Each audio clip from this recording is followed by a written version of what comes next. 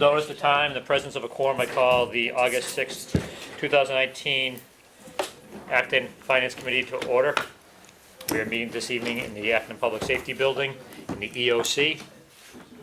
Our agenda does say conference room, but it's actually the EOC. And Brian's here, which is good. This is being recorded, so if anybody is recording this, please make the chair aware of that at this time. So that brings us to our first agenda item for public participation. Briefly. Chair Fredericks, West Acton. I feel like my town is being ruined by people that are too cozy with residential developers, building houses that we don't need. And I feel like when the Finance Committee focuses on like the dollars going into town hall and forgets all about the value that can be created with our property values and doing the right thing. Thank you. Like I'm willing to have some property value. But you do realize that if we tell the developer no, and he has every right to develop that property, we end up in court, we lose in land court, we spend all this money defending ourselves, and we're in the same place we are. Yeah, so we could, there's bylaws that we could change that don't have grandfathering, but I can come back another time. You can bring the bylaws up to the planning board and the zoning board of appeals. That has nothing to do with FinCom on zoning. We don't have any input into zoning. Well, no, I understand that, and it's not a zoning thing I'm suggesting. It's actually in the town bylaw, which doesn't have grandfathering. The zoning bylaw has grandfathering, and everybody rushes and puts all their Okay, plans in. again, we don't make bylaw decisions in this committee. We Yes, deal with but financial matters such as the town budget. Okay, so that's where I'm getting to, the town budget, is that we're looking for, a group of citizens is looking for a very tiny amount of staff time and legal counsel time to brainstorm solutions that we brought forward that other towns are doing, Wellesley, Concord, et cetera. And so we're going to be looking for support from the FinCom for that. Well, I would bring it up with the town manager, but that would come out of his budget. Thank you. Mr. Chairman. Yes, Mr. Benson. Yeah, okay. I'm going to have to leave during the meeting, but I wanted to bring a bit of good news. We received notification from the Department of Housing and Community Development yesterday that our certification for a 2-year housing production plan, Safe Harbor, was approved on August 2nd. The 2-year Safe Harbor is effective on July 19, 2019 and runs through July 18, 2021. So this would give the ZBA the whole the discretionary authority to deny any 40B comprehensive permit application without providing a fact-based reason for denying it. Okay. That's very good news. So what happens after the end of that 2 years? Can we reapply at that point? Yeah. What we would be in a position on with the powder mill development would be, that's 230, let me just give you some quick numbers here. We were at 571 subsidized units. Our target to get to 10% is under the 2010 census is 848 units. We're at 571. The 86 Avalon units plus the 230 powder mill units, which should be getting the project eligibility letter late this year, early next year, and probably by late spring, their comprehensive permit would be approved. Those 86 and 230 units would push us to 887, which would be 41 above the 10% threshold. So that'll push us. Then, of course, we're barking up against a reset number after the 2020 census. That number should be known probably in late 2021. Now, from the numbers I've been working with, our 10% number based on the reset should be somewhere around 930 units.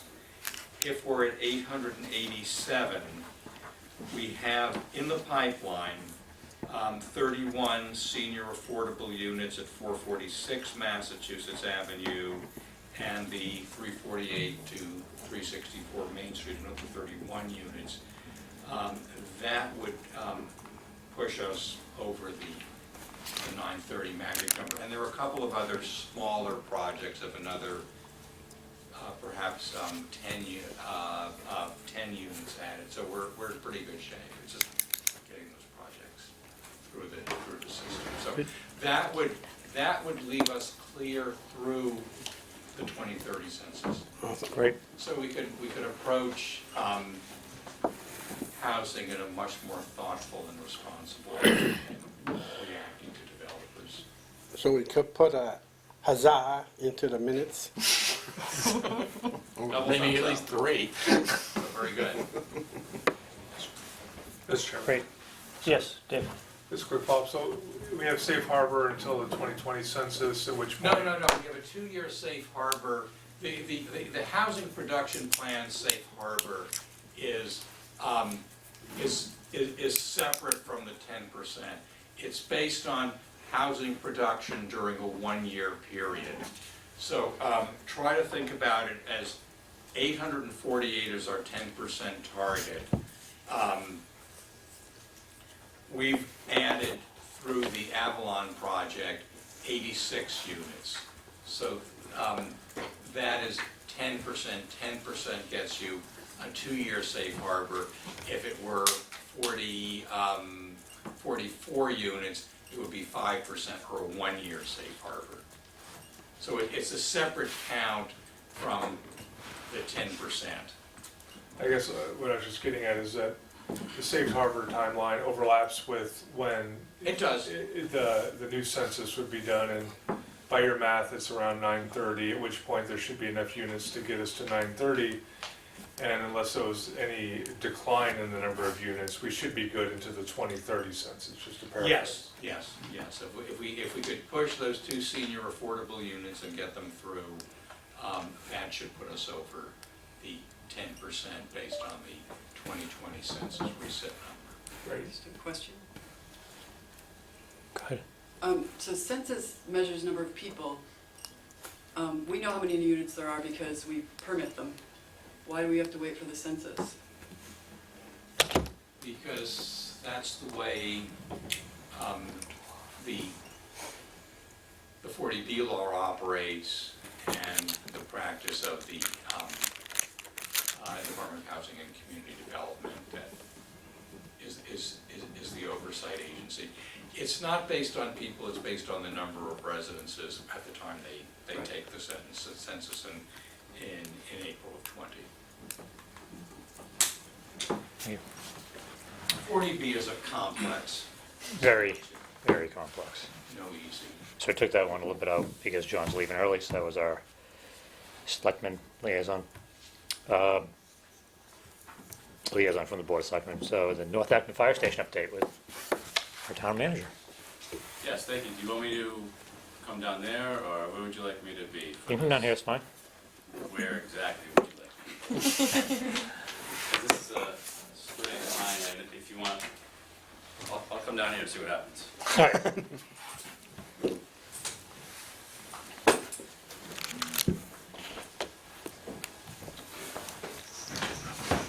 So, Do you want to put these back here or on top of the chair or something so we can see them? well, no, Okay. that way so you can see them. That's good. So, That's good. So, thank you for having me here to talk about the fire station project. As you all know, the North Acton Fire Station project started a few years ago in its current makeup. It's a project that's been talked about for many years. The site that was selected by the town is 66 Harris Street, which is, if you're not familiar with it, Harris Street is a street that connects Main Street and Great Road over near, on the way to North Acton.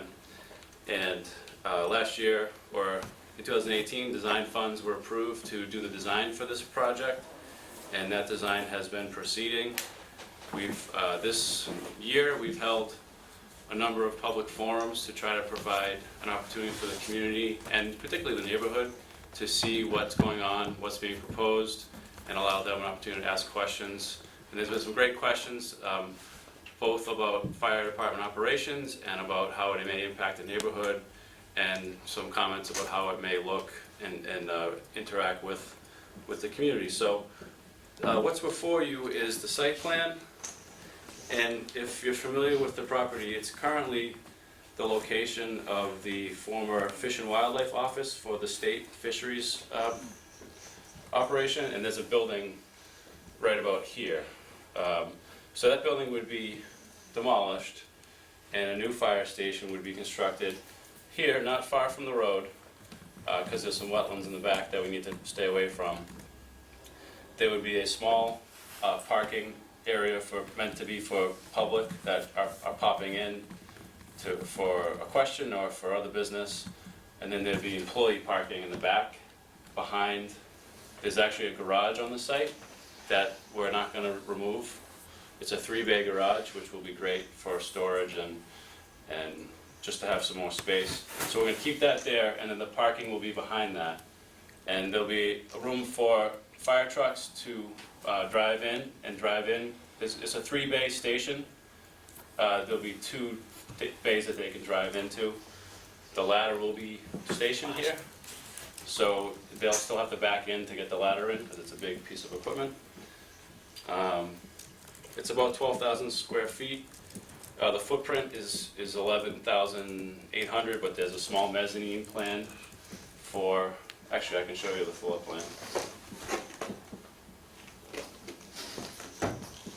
So this is the floor plan.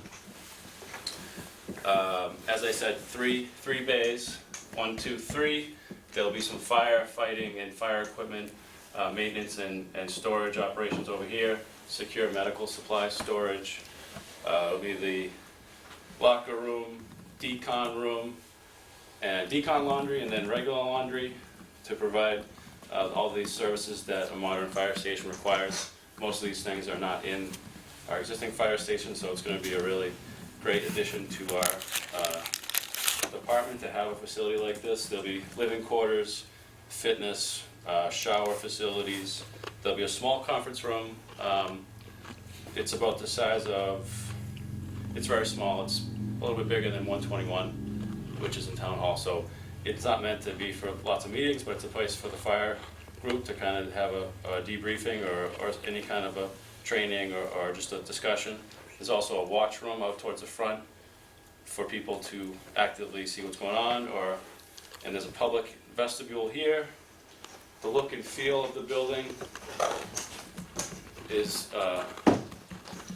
like this. I'm just gonna put my hand right here for a little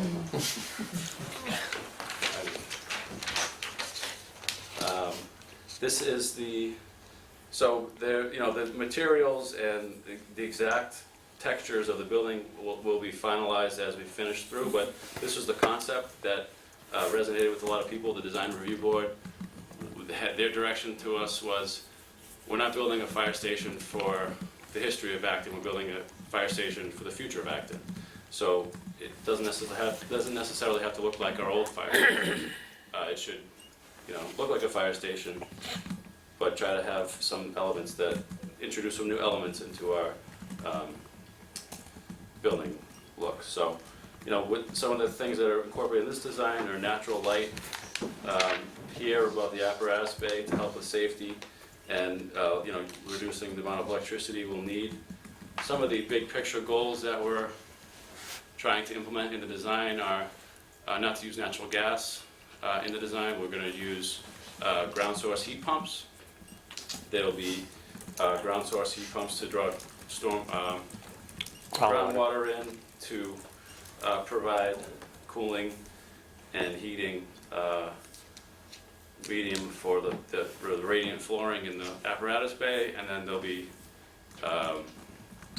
heat pump and other technologies in the rest of the building to provide a comfortable environment for the staff.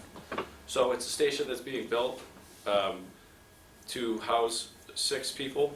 We're currently planning to staff it with 2. And so, but it's, again, it's something for the future, so we don't want to build this and then 20 years from now or 15 years from now, wish we could fit 2 more people in it. We want to make sure that it's something that's going to work for us for the long term. Our current fire stations, they're 70 years old, and we grew out of them, 20 years ago. I don't know. So at some point we grew out of them, and so we want to make sure that we have some more longevity with this new one. Finance committee, I'm guessing, is concerned about the cost of the project, if I had to guess. So Yes. in the budget that we presented this year to town meeting and to the selectmen, we were carrying a 9.5 for the construction, and we haven't refined that number at this point. We have, once we did have a design idea and a floor plan that we're comfortable with, we actually were at a point where we can send a package to the cost estimators. And the way that we do that is we send 2 packages. One to the architect and his cost estimator, another one to our owner's project manager and their cost estimator. Those 2 do independent cost estimates, line by line, and then in a few weeks, I think on the 20th, we're gonna sit down and reconcile those 2 estimates. And from that process, we'll be able to have a number that we feel comfortable presenting and planning for. And my hope is that it's not far from what we've been talking about. But when that number was presented in the budget, it was pre-designed, so it was truly a placeholder to make sure that we had something representative of what a modern fire station typically costs. So I understand you probably wanted me to have a full budget workup for you tonight, but I told the chair that wouldn't be ready until later this month. But we both felt it was still a good idea to come to you and talk to you about what's going on and get any feedback or ideas that you have at this point. I have one question is, what are the taller buildings in North Acton? I don't know off the top of my head, I can't really think of many that are more than 1 story. Avalon, Insulet, Yeah. some apartments, other apartments on Gray Road, Robbinsbrook. Brian, that's Brian's expertise. What else? We pretty much stated them. Huh? Yeah. There's a couple on Nothing over 4 stories. 2A. Strawberry Hill office building, that's a 3-4 story building. Steve? I'm good. Brian? Is Jason? this a reference architecture, or was this custom built to conform to the parcel? What was the first part of the question? This is a reference architecture. There are plenty of fire stations with set designs. Was this a reference architecture that came off the shelf and was adapted to this parcel, or was this custom built to conform to this parcel? I think what they do is they take a design off the shelf and then they modify it to meet the footprint that we have here. But the architectural firm that we're working with, Castle Boost, does fire stations all over the country, and they have a great, I'm sure they have a great shelf, so to speak, to pull designs off of. And I think that was part of the reason that we went with them, is that they have a lot of ideas and expertise about ways to do these in a most cost-effective way. The constraints that we were dealing with on the site presented a challenge, but they didn't drastically change the way the building looked. I mean, we were actually looking at a 2-story plan, which would have tightened the footprint up a little bit, but that would be more expensive, no matter what way you look at it. With regard to the footprint, if you go back to the first slide that shows the first slide that shows the footprint, doesn't look like even though it looks like there's pavement behind, that's not large enough to do for the engines to turn around, correct? So they're going to be backed in all the time? So the ladder truck would have to be backed in. All And the the other other two? equipment that we operate will drive around. They can- This is not final design, but it's going to be And designed. that's big enough to Yeah. to make that U-turn? It'll be designed in a way that's all the apparatus, with the exception of the ladder, will be able to get around here. Okay, That's the idea. because that looks tight from here, but I trust that was fully thought through. Yeah, so you say you're trying not to use natural gas. When will the final decision on that come? And are you going for triple net zero, quad net zero on this, like the school building is? Or are you faced with the same visits from the public saying that you absolutely have to be carbon zero? Well, the Board of Selectmen adopted an environmental sustainability policy this year, which asked us as an organization to make environmental sustainability a factor in all decisions that we make. So you're And so aiming for it, but when do you? We're not, there's no mandate to have triple net zero. Okay.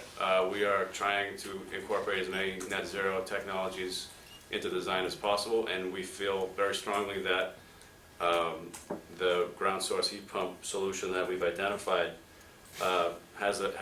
based on preliminary estimates, has a minor incremental upfront cost, but return on investment is excellent. So we feel that it's a good investment if we're able to fit that into the final design.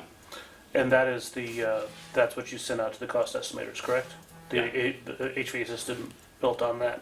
Yep, they're gonna give us an estimate on everything. Okay. Everything down to the pavers.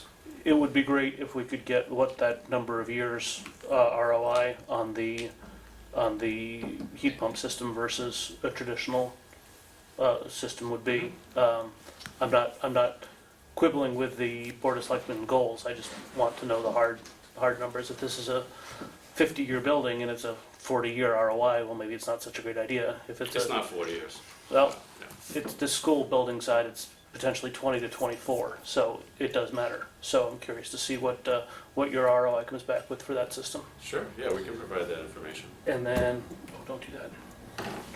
And then, for the actual financing of this, are you planning on using bands, or do you plan on bonding this all at once? And if you're planning on bonding it all at once, what time frame are you looking at for taking out the bond? So we're gonna finalize our recommendation to the board with regard to that, this end of the summer. But if you have recommendations, we'd love to hear them. I'm just curious to see if indeed interest rates continue to fall, bonding everything at once might be a better plan. But if we need to go with bands to wait until the construction is complete, I'm curious to see what the schedule and what the expectation for how that's going to shake out is done. Yeah, we're gonna try to do it in the way that is most cost effective, and we'll continue to monitor And how then, that bonding market looks and what makes sense as we get closer to December, or November, I guess. and the So we'll corollary figure for it out. that, since Brian is writing things down, is are you doing level principal or level payment? Right, yep, I think we're gonna do what makes the most sense. And I think there's trade-offs to both of those strategies, and I think we'll choose the one that makes the most sense. Would love to hear your rationale for why one versus the other. So, and then the last question is, you said you're planning on staffing this with 2 people. Are those net new hires? And if so, when do those net new hires come on board? So they're not new hires, they're a reorganization of the existing staffing plan. Okay. So there's no current plan to change the head count for the fire department? The fire department has asked for years and will continue to ask, I believe, for more staffing, and it's something that we review carefully every year, and I would like to try to support that request at some point. It's not currently in the plan. But it's not automatic for the... It's not necessary for the station, if that's what you're asking. No, the station will operate effectively with our current staffing. Thank you very much, Mr. Manager. Thank you, Mr. Chairman. I'm all set. Thank you. Mike? Nope. I'm sorry, Yeah, I'm sorry. Christie. We're gonna have a little bit of an uphill battle here, because I recall that when this first came before town meeting for a vote on the design, the proposal was for it being a $7.5 million building, was what we were initially told. That's correct. 9 to 10 is a whole lot bigger number, so. That was before I got here. Oh, I'm not blaming you, I'm just saying that I this think isn't, based on what I know that we need, and 7.5, I'm just letting you know this is where a lot of people in town are gonna be coming from regarding that. Also, in your architectural diagram there, you have the ladder and the pull-through bay. You said the ladder needed to be backed in, just Yeah, in case someone catches that. And in your mock-up of the front view, I'm wondering if those overhangs are going to be designed such that they will reduce the solar gain on those windows in the summer, but handle the fact that the let sun in through the winter, kind of an old-fashioned New England Yankee design that you don't see as much anymore. That's a great idea.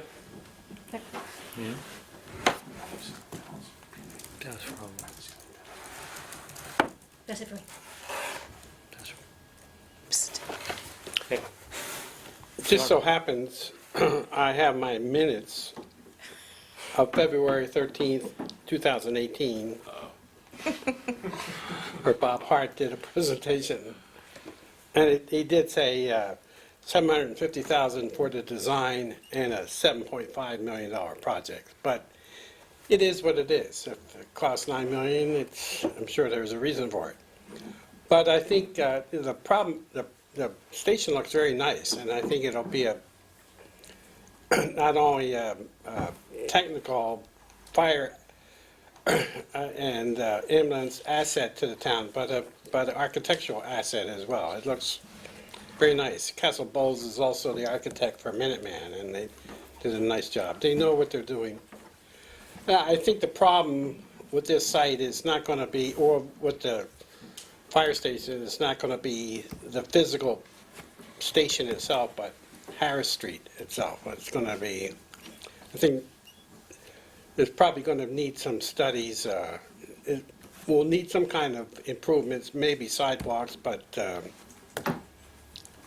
I think it could be because the road is so small, narrow, and winding, it could be issues. Maybe it might not be a problem, but I'm sure there's probably some traffic studies that will be needed as part of the ongoing development plan. But other than that, I think it looks terrific. So part of the design process is to conduct traffic studies. That work is starting now.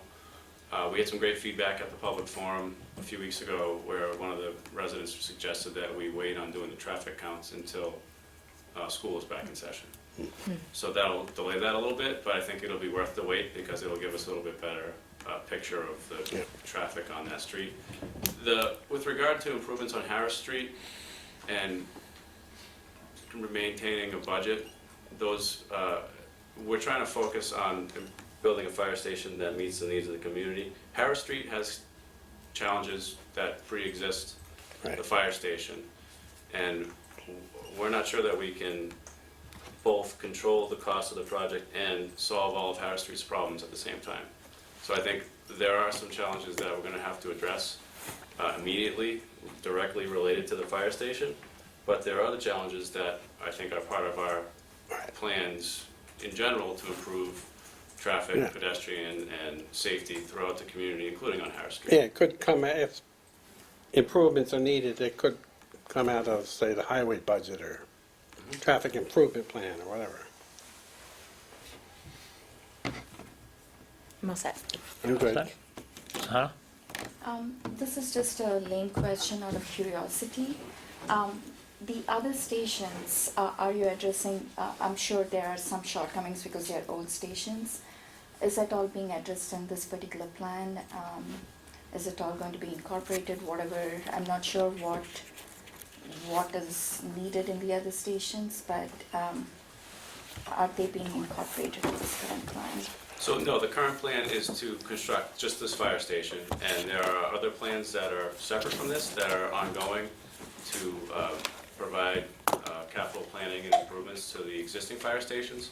We're doing a couple boilers this season in a few of the fire stations to make sure that the HVAC works properly, and we'll continue to identify capital needs in those buildings up to a certain point where a larger conversation will be necessary with the community. But that's not part of this. We're just focusing on the North Acton station. So this particular station will be up to whatever today's standards that's needed, without cutting corners and any of the stuff with the 9.5 that might come up or around that range. The goal is to build a station that meets the needs of the department today and for the near future. We don't want to do all this work and fall short on that objective. Okay, that's all I wanted to know. Thanks. Al? Yeah, first off, I think it looks great. When it comes to the cost estimators, that you do 2 independent studies, right?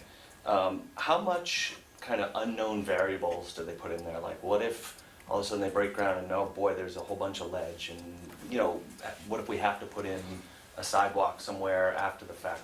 How much, obviously you're gonna have an architect, and I would imagine most of them are probably gonna be pricing it to perfection. No surprises or anything. How much do you cushion on top of that? So if and when we get this through, we don't have to go back to the well and say, boy, we mismarked that because of a variable that we didn't know, but maybe we could have or should have. So at this stage in the project, which is still relatively early in the stage of design, we will have a design contingency Okay. and a construction contingency. And as you complete more of the design, you can reduce the design contingency as more things are known and defined. And then the construction contingency will remain until you have a contract, until you get through all those issues. So there are various contingencies built into the cost estimate. That's it. Thank you.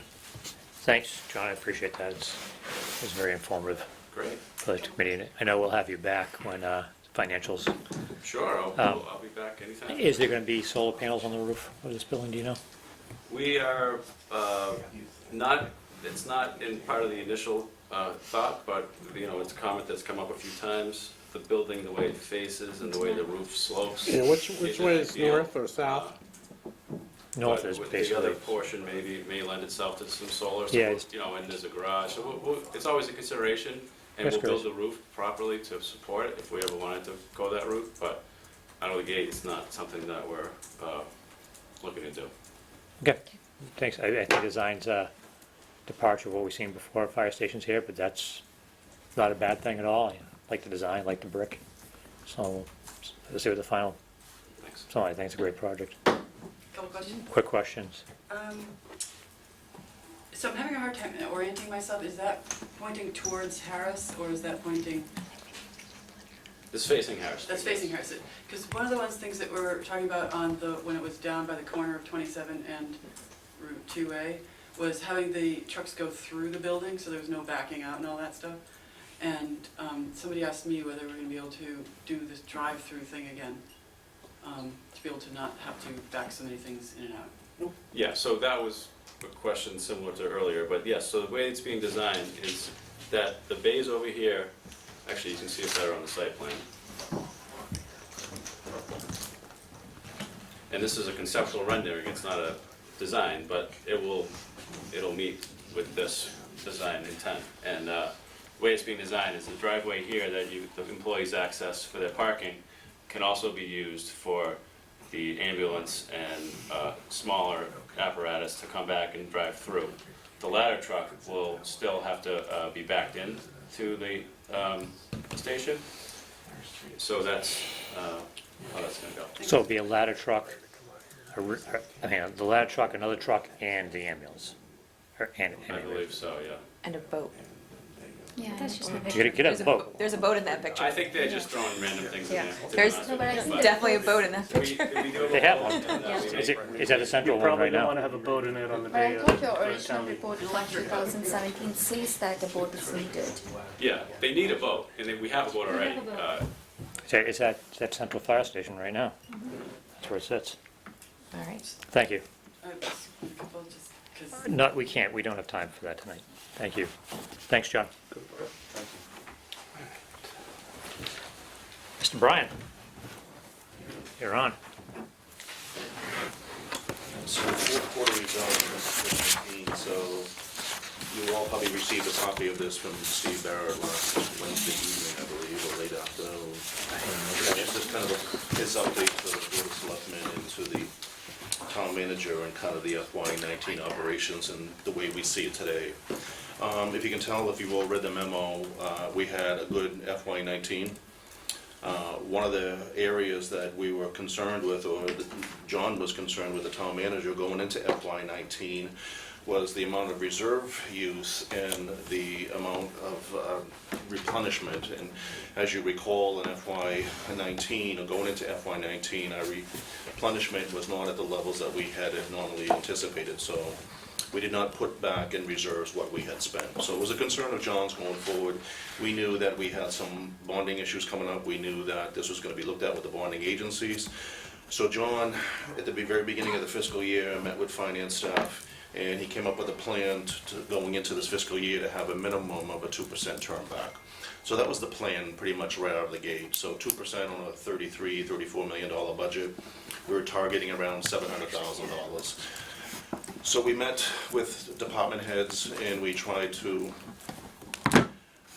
discuss with them potential areas where they could cut or at least not spend. One of the major areas is we had some vacancies, and Steve addresses it here in his memo, and we weren't going to fill those vacancies unless it was critical to the operations, and whether those vacancies could be delayed for a little bit.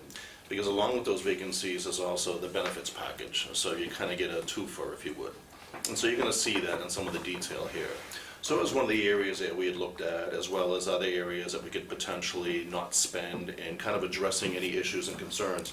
And if department heads had any issues or concerns, they should address that up front, and we would try to work together as a team to solve any issues or problems that they might have, if they potentially didn't see any areas in their budget that they could provide a 2% turn back. So that was the goal from the very beginning. As you can see, going through the memo, under FY19 expenses, we returned about $927,000 of unspent budget money to basically the free cash calculation. Now, these are all preliminary numbers. State Department of Revenue still has to certify all this, and frankly, we're still in the middle of closing books. So these are very preliminary numbers. This is not a done deal by any means. But right now, we feel comfortable with a $927,000 turn back. So the goal was $700. We come in at about 2 1/4 higher than that. Some of the areas, as addressed here, was the finance, operations, benefits, prepayment discounts. We looked at that. We had some savings in health insurance. Again, with some design, plan design changes, the HSA, that lent itself to migration over to the HSA, the health savings plan, accommodated some of that where we could save, which was a big benefit. DPW and engineering, if you recall, last year was a pretty mild winter compared to the prior winter. Prior winter we had a deficit. Last year Corey had a turnback in snow and ice and some of that area there. So we did favorable there. Nursing had some unexpended contractual services. If most of you know, a lot of that contractual service is only needed when she has her customers, so to speak, if you would, increase, then she calls the contractual nurses.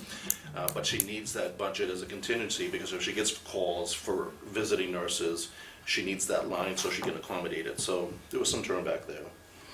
Comptroller had an unfilled position, and then in police, we had a deficit there for some new initiatives. I think we had green, a fully, I think, green vehicle, so electric vehicle. So we saw an opportunity there, and so we took advantage of that. Going to the memo, on the revenue side, we beat the streets very favorably. Property taxes come in where we wanted it. We have a very good collection rate, as you know, in town. Our citizens pay, and they pay on time, and that's historically been the case. So thank you very much for supporting the operations. State aid came in right where we wanted to, so that was fine. Local receipts. Local receipts a little bit harder one to gauge sometimes. There can be a lot of volatility there. But one of the areas, if you look at the details down below on this memo, if you don't have it, but one of the areas that I want to focus on is in permits, specifically building permits. So as you know, we've talked about Insulet for a little bit here in town, and they had a pretty significant capital investment into 100 Nagog Park. With that capital investment came some pretty significant building fees. They spilled over a couple of fiscal years, I believe 17, 18, a little bit in 19. So in 19, which we didn't really anticipate, they did a further expansion on the building, and they also are doing a multi-level parking garage there as well, which comes with some pretty significant fees. We believe they're one time again, so these are non-recurring, so we don't anticipate these fees coming in the subsequent year. But overall, big picture, we did find motor vehicle come in about $122,000 more than estimated. That's a difficult thing as well, because as new cars are coming on, the inventory is also aging. And with aging comes a pretty aggressive depreciation schedule. So in the first year of manufacture, it's 90%. The valuation is 90% of the manufacturer. The subsequent year, it's 60, 40, 25. So it's a pretty aggressive, so sometimes it's hard to gauge that. I suspect you're gonna start seeing that flattening out. I think right now, I think new car sales are slowing down. So all other areas, we did fine. One of the areas that we did pretty good with interest rates creeping up was investment income. So, you know, we were seeing some pretty good returns that we haven't seen in a while. I say pretty good returns because frankly, in the past, you know, we're probably getting, 35, 40 basis points. Now we're up around, I think on average about 1.5% or so. So we saw a bump there as well. But the Fed cut, So Fed cut last week, so. right, I know, that's gonna change going forward. Yeah. But- So overall, we had a pretty good year, I gotta say, and I think we're gonna be, submitting soon. I think this memo states by the 1st of September, our free cash calculations, the State Department of Revenue, they have to sign off on this. Like I said, we're still closing books. Our plan was to replenish reserves at the prior year's level, which was 2.6. So if you recall, we had $2.6 million of reserves. Going into the fiscal year, we had pledged 1.7, leaving $900,000 in the free cash bucket, if you would. So the idea was to at least replenish that 1.7. Well, we beat that number, and we anticipate right now, and I think the latest ALG plan has that free cash calculation sitting at about 3.1 million. Again, this is all contingent on State Department of Revenue blessing that. There's the thing that Steve and I commonly refer to as the statutory adjustments. That statutory adjustments is changes in liabilities from one year over the other. Areas where you may have been pledged certain grant money or gift money, but it may have not come in yet. Sometimes they'll hit you for that and reduce your free cash calculation, or if you have a commitment letter, they may not. But again, there's a lot there. One of the things they looked at a number of years ago is the HIT, the Health Insurance Trust. The Health Insurance Trust, as most of you are probably aware, we're self-insured. And so if the trust itself is running a deficit, or if they have a liability, they will actually hit your free cash calculation. That's not the case this year. We got plenty of money in the health, but that's an example of things that you don't know until they come up. So they're kind of curveballs with State Department of Revenue, but it is caution you. So it's all preliminary, but I think in the big picture, we're in pretty good financial shape. So. Questions? Put another Start down this in end. the minutes. Al, any questions? I'm all set. Sahana? Christine? I'm good. Mike? Huzzah.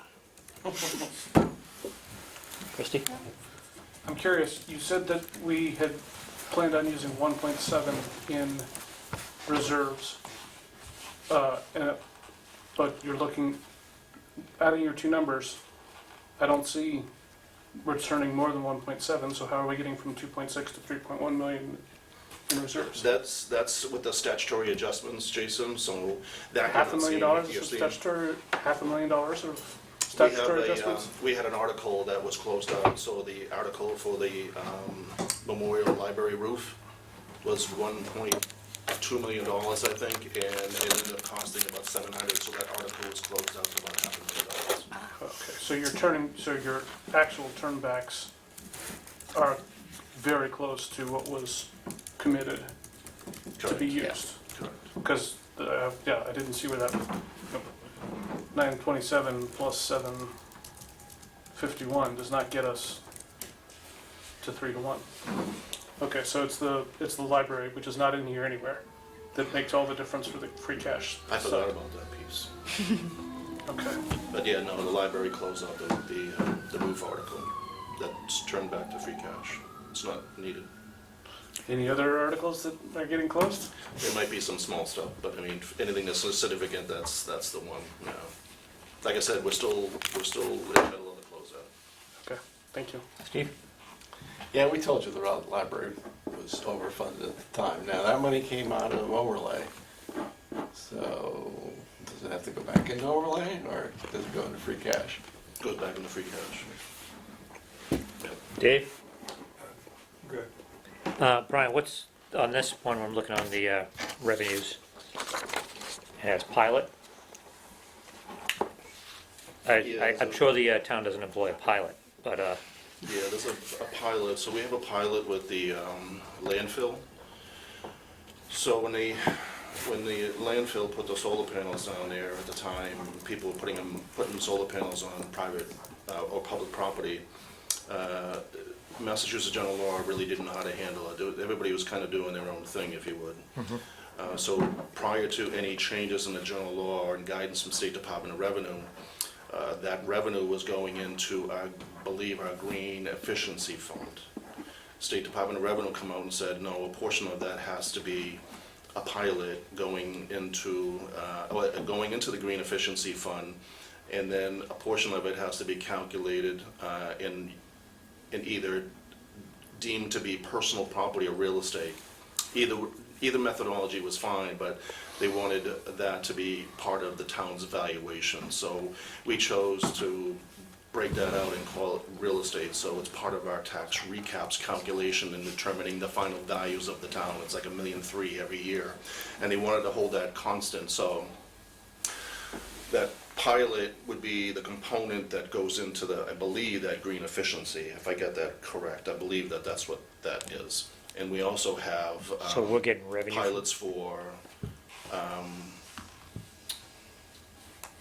ACHC, so Acton Community Housing Corp. So they pay us a payment in lieu of real estate taxes, and then also the town of Concord, the town of Maynard, I think, for small land. It's change. So we're getting paid by the company that owns the solar panels. Palo Verde, correct. Yeah. And- Basically leasing the property.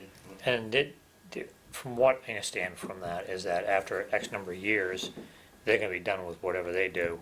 Then the town gets to buy that from, It's a 20-year program. so 20 years, or how many years are left on it now? It's, I think 20 years we own it. so I then believe was the arrangement of the agreement. we'll own the thing outright, I believe so. and then that'll be just for the benefit of the taxpayers, obviously, at that point. Yeah, I'm not sure, it's, I don't know. What's miscellaneous? What's, Third largest line item is miscellaneous. What's in the miscellaneous bucket? Miscellaneous stuff. Yeah, That's, it's a significant percentage of your turn back, so what is it? so there are things that State Department of Revenue doesn't let you put on your tax recap year over year. They call it miscellaneous. These are non-recurring. These may be, payments that come into the town that historically don't come in for one-time hits, if you would. Some of this may be tax title interest, the interest, late interest that gets paid off. That goes into a category called miscellaneous revenue. It's kind of a catch-all for stuff that historically does not repeat itself year over year. Because you never know when you're going to get a tax title payoff. I mean, yeah, we get some, but again, State Department of Revenue will not let you budget for it. So they call it miscellaneous revenue. Can't be that much money though, right? $90,000 tax title payoff? We've, but this is not, so when I say the payoff, it's not the principal component, because that's still part of your real estate, but it's the late interest component. Again, so that seems like it's very hard to get to $91,000 Yeah. in late interest payments. Yeah, you'd be surprised. What else is in there? Is there anything else in there that you know of? Not off the top of my head. I'd have to drill into it. Seems like a lot of money. And why don't you just give us a breakdown of it next meeting? Why don't you just give us a breakdown of the $90,000 next meeting? We'll get it there. thank you. Point of view drafting group. You're gonna wanna switch sides. We're gonna switch sides? Well, I Oh, we're gonna see up I there. don't know how else you're gonna All right, see. let's switch sides, I don't have everybody. anywhere else to put it. Just turn it Or just turn around. Right? Well, you don't have to turn around.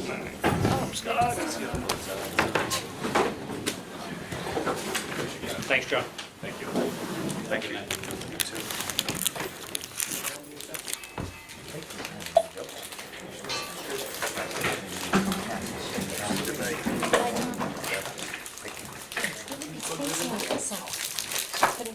I know we go to the seats. The panels are. Solar gain in the winter, which add to the June verbal and then the same sheet. Just make one copy and send it to the sheet.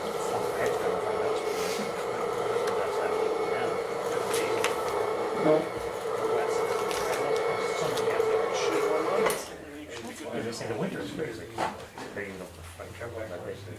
Yeah. So it's come up on the sides. And On it the should come sides. up in the center as soon as the center one's up.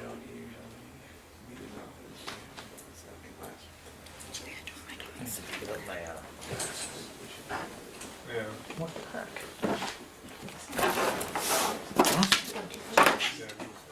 Oh, definitely too low.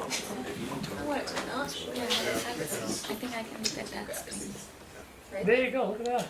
Yeah, except that I have significant speaker notes, so you're gonna see it like this. It's all right. Strap in for significant changes. The group got a little crazy while I wasn't paying attention, and then we got back together and we made a lot of awesome changes. Awesome. Yeah, so, 2.1 now. Yeah, it's 2-1. It's 2.1 now. You say 2-0. For purpose of sticking with our OML I- replacements, it's gotta if be you 2.1. look up here, you can see that I've saved it as 2.3. 2.3? I just haven't changed that right there. There you go. Good. Okay. So, the first thing we want to have is some demographic information, but I'm holding out for some updated information if possible. What I received so far is just not like 9-year-old census data. What we want to include is how many of Acton's households have children, ages 6 to 17.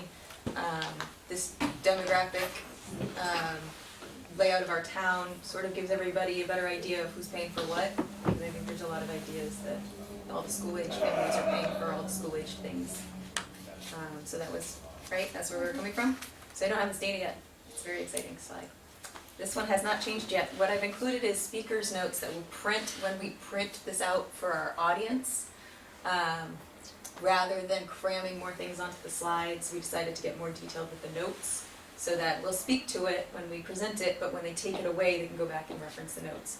So what this says is, as a town, we are in a very good position, economically speaking. We have a median family income that is greater than county and state averages. Our home values are higher and our unemployment rate is lower.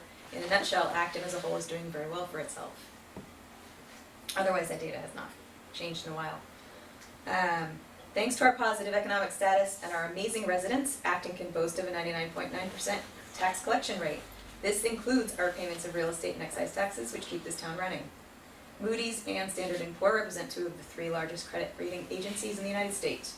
Just as a credit score above 700 would allow you to take out a car loan at the lowest possible interest rate, a AAA rating by these agencies allows the town to borrow money for our big projects at the lowest possible interest rates. The town's continued ability to fund our budget without operating overrides that cover regular budget spending, not those used for large projects. Our funding of our OPEB liability, see slide 25, and our reserves all help us maintain this good rating. Currently, our reserves going into the next budget cycle are preliminarily 3.1 million. Yes? Should be 5.1, right? Don't we get to include the $2 million in the stabilization fund? Yes, we do. 5.1 million.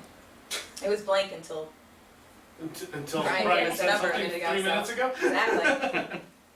This is really up to date. If I say anything in the speaker's notes that doesn't ring true, don't hesitate to correct me. So you say budget cycle at 5.1, including 2 million in stable, which includes 2 million in stabilization. Do you want to explain stabilization? And what the town citizens did vote for it. I think we're gonna have to explain it. Well, we might have explained a little bit, but I think it's an important footnote saying that the town just can't go out and take that money out of free cash and use it. It has to go to vote at town meeting. And I believe, and I'm not sure, and Brian can correct me on this, to take money out of stabilization, does that also to go to the ballot box? Nope, No, 2/3. just 2/3. Just 2/3 of town meeting. So, Whereas free cash is just 50/50. Can't we just take that 2 million out? No? I will simply explain the stabilization fund in the lower section. That's kind of the It's point I of mean, it, right? Well, I know it's. the requirement to spend stabilization is different than free cash, but in fact, you can't spend free cash by the time you go to you can't, what was that? Yeah. You can't use free cash without a meeting vote either. Right, but But just I mean- didn't It get just those can't, together. it has to be appropriated by town meeting. Right. But that town meeting voters are agreeing on the budget, right? So can I say something? Yep. Roland, to your question, adding something in. The reason we were thinking about this, we were trying to think of doing, we were doing the slides for a person who has no idea of what it is. So the more the stuff that we add, there is no way to explain unless we have it in our footnotes. So we are trying to make it easy and for people just to follow through what we are saying. But I think he has a And- point, when you go to town meeting and you vote on a stabilization fund, it would be That's nice if true. we have explained it at some point, so I can work But- it in. If you're trying to make it simple, then yeah, the reserves are 5.1 million. There are two types of reserves, which I have different will, requirements to spend, but, I will- reserves are 5.1 million. I will work that in. What does everybody else feel? I like this. I think having it in the notes makes sense. I think having it in the aggregate Yes. slide makes sense. Okay. I will definitely explain all. If you don't have it, I think people are gonna wonder where is the rest of the 5.1? I think you need to do it in a few words. In as few words as possible. Yeah. All right. And I agree with what Tara just said about that Yeah. we're just being more transparent. Yes, agreed. Okay. We've seen this slide before, the verbiage under it is new, so while it's true and inevitable that taxes have risen every year, they have not risen significantly as related to our income. What this means is that the percentage of our income that Acton collects is basically unchanged over this 7-year period. Unfortunately, there is a 2-year lag on this data, so 2017 is the latest we can bring you, but we still feel it is helpful to understand that although we all agree taxes are high, they are not outrunning wages. The following slide will show you how our neighboring towns compare to Acton in this regard.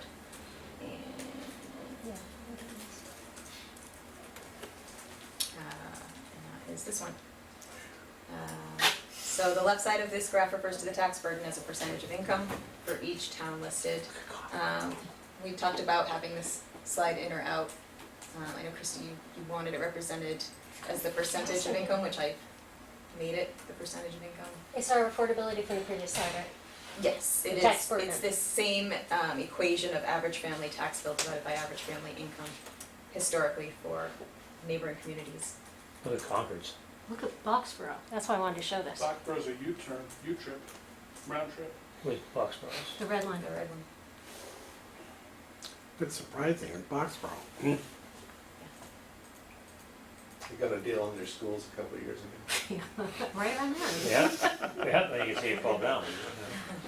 All right. It was brought to our attention that in our POV, we don't really talk about our budgets. So here they are. I recognize those charts. They're right out of the warrant, I think. They're lifted straight out of the warrant. Uh-huh. I figured that was a good place to get them. Yep, like I said, I recognize them. So, the town budget is represented smaller because, it is. These represent the FY20 budgets for the town and for the schools, and a high-level breakdown of the spending categories for each. These budgets were approved at the April town meeting. And you're gonna get asked the age-old question, are those accurately proportionate pies? I eyeballed it. Good, perfect, How's that? love it. So yes, Right? Yes. They're yes. exactly as proportionate. What does that say, snow? Oh, sorry. Does that say snow? I can't, The diameter. It does of say the snow. School should be twice the diameter of the town. Oh, it's, yeah. Should. Let's just say it is. Let's pretend. Well, my husband wanted me to be more accurate with that, and I suggested that nobody would be able to read the town budget one if I shrunk it to that point, so I've left it as is. This slide is unchanged. The red here is basically the leftover debt we took on to pay for the Parker Damon building, as well as updates to the high school. As you can see, this debt all but disappears in 2028. What is the blue? What is the town debt that's on here? I know some of you know. The building we're in now. It's one of them. It's a Town fair debt. chunk of the building, is the building we're on now. The public safety facility. Anything else? Sewer. No, no sewer. Okay. Brian, Land. can you think of anything? Land. Well, I'm trying to We don't think, I know pay- we that don't pay- When was the addition put on the library? the twin school, but this twin school, we get a, That's the That's red. That's the the red, red. they, Is the twin school red? Yeah. Yeah, that's the school portion is red and the town portion is blue. So we paid off the Is the library paid Memorial off? Library That's and paid Narrow off. Park. That just got paid off in 18. I think that's the only thing I think of is right now is just the public safety facility. All right. Yeah. Well, are we sure It that, was 06, that was 20 years, so doesn't make sense though too. There's gotta be Sure some, does. there's gotta be some of the small stuff. We have a couple fire trucks that are, we're paying off. There was a ladder truck in there that did not go through the enterprise fund, that's general fund. And there was, A there's couple of engines, 3 other engines in there. yeah, there was a couple of subsequent small issues. And do we, I Yeah. will break out somewhere of that, but did we bond a bunch of police cars a couple of years ago? I think so. I don't think so. I think they came out of, I think that came out. the ladder truck was a 15-year, and then we had the 2 pumpers that went through the was general. it 2 or was it 3? And then the public safety Yeah, facility. when we was bought- I built. mean, like Wright Hill, I mean, Land, yeah. it was, Do we it bond was the land? CPC, it's Yeah, that's CPC. serviced under CPC, but it's general obligation. Still, that's right.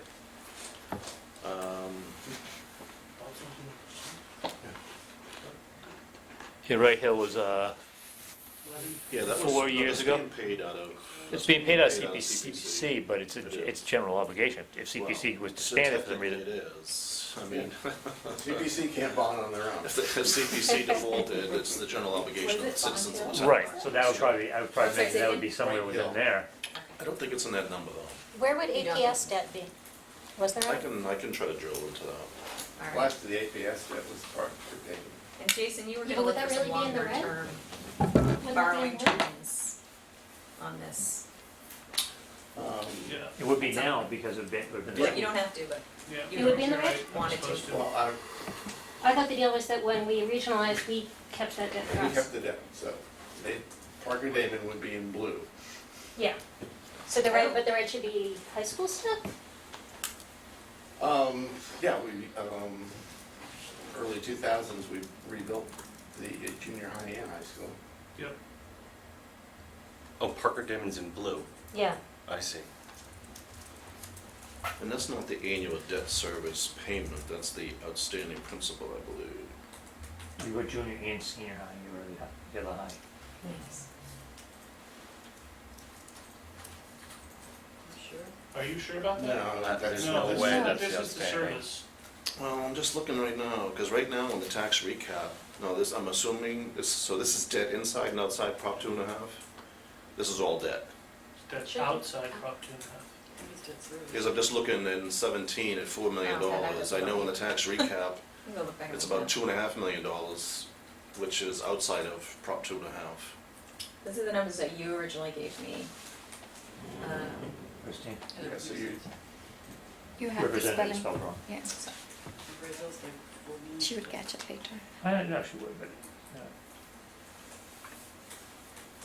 All right, so we need to We'll review these numbers. review and confirm what is in what is in this, these numbers. Sure, English good. Okay.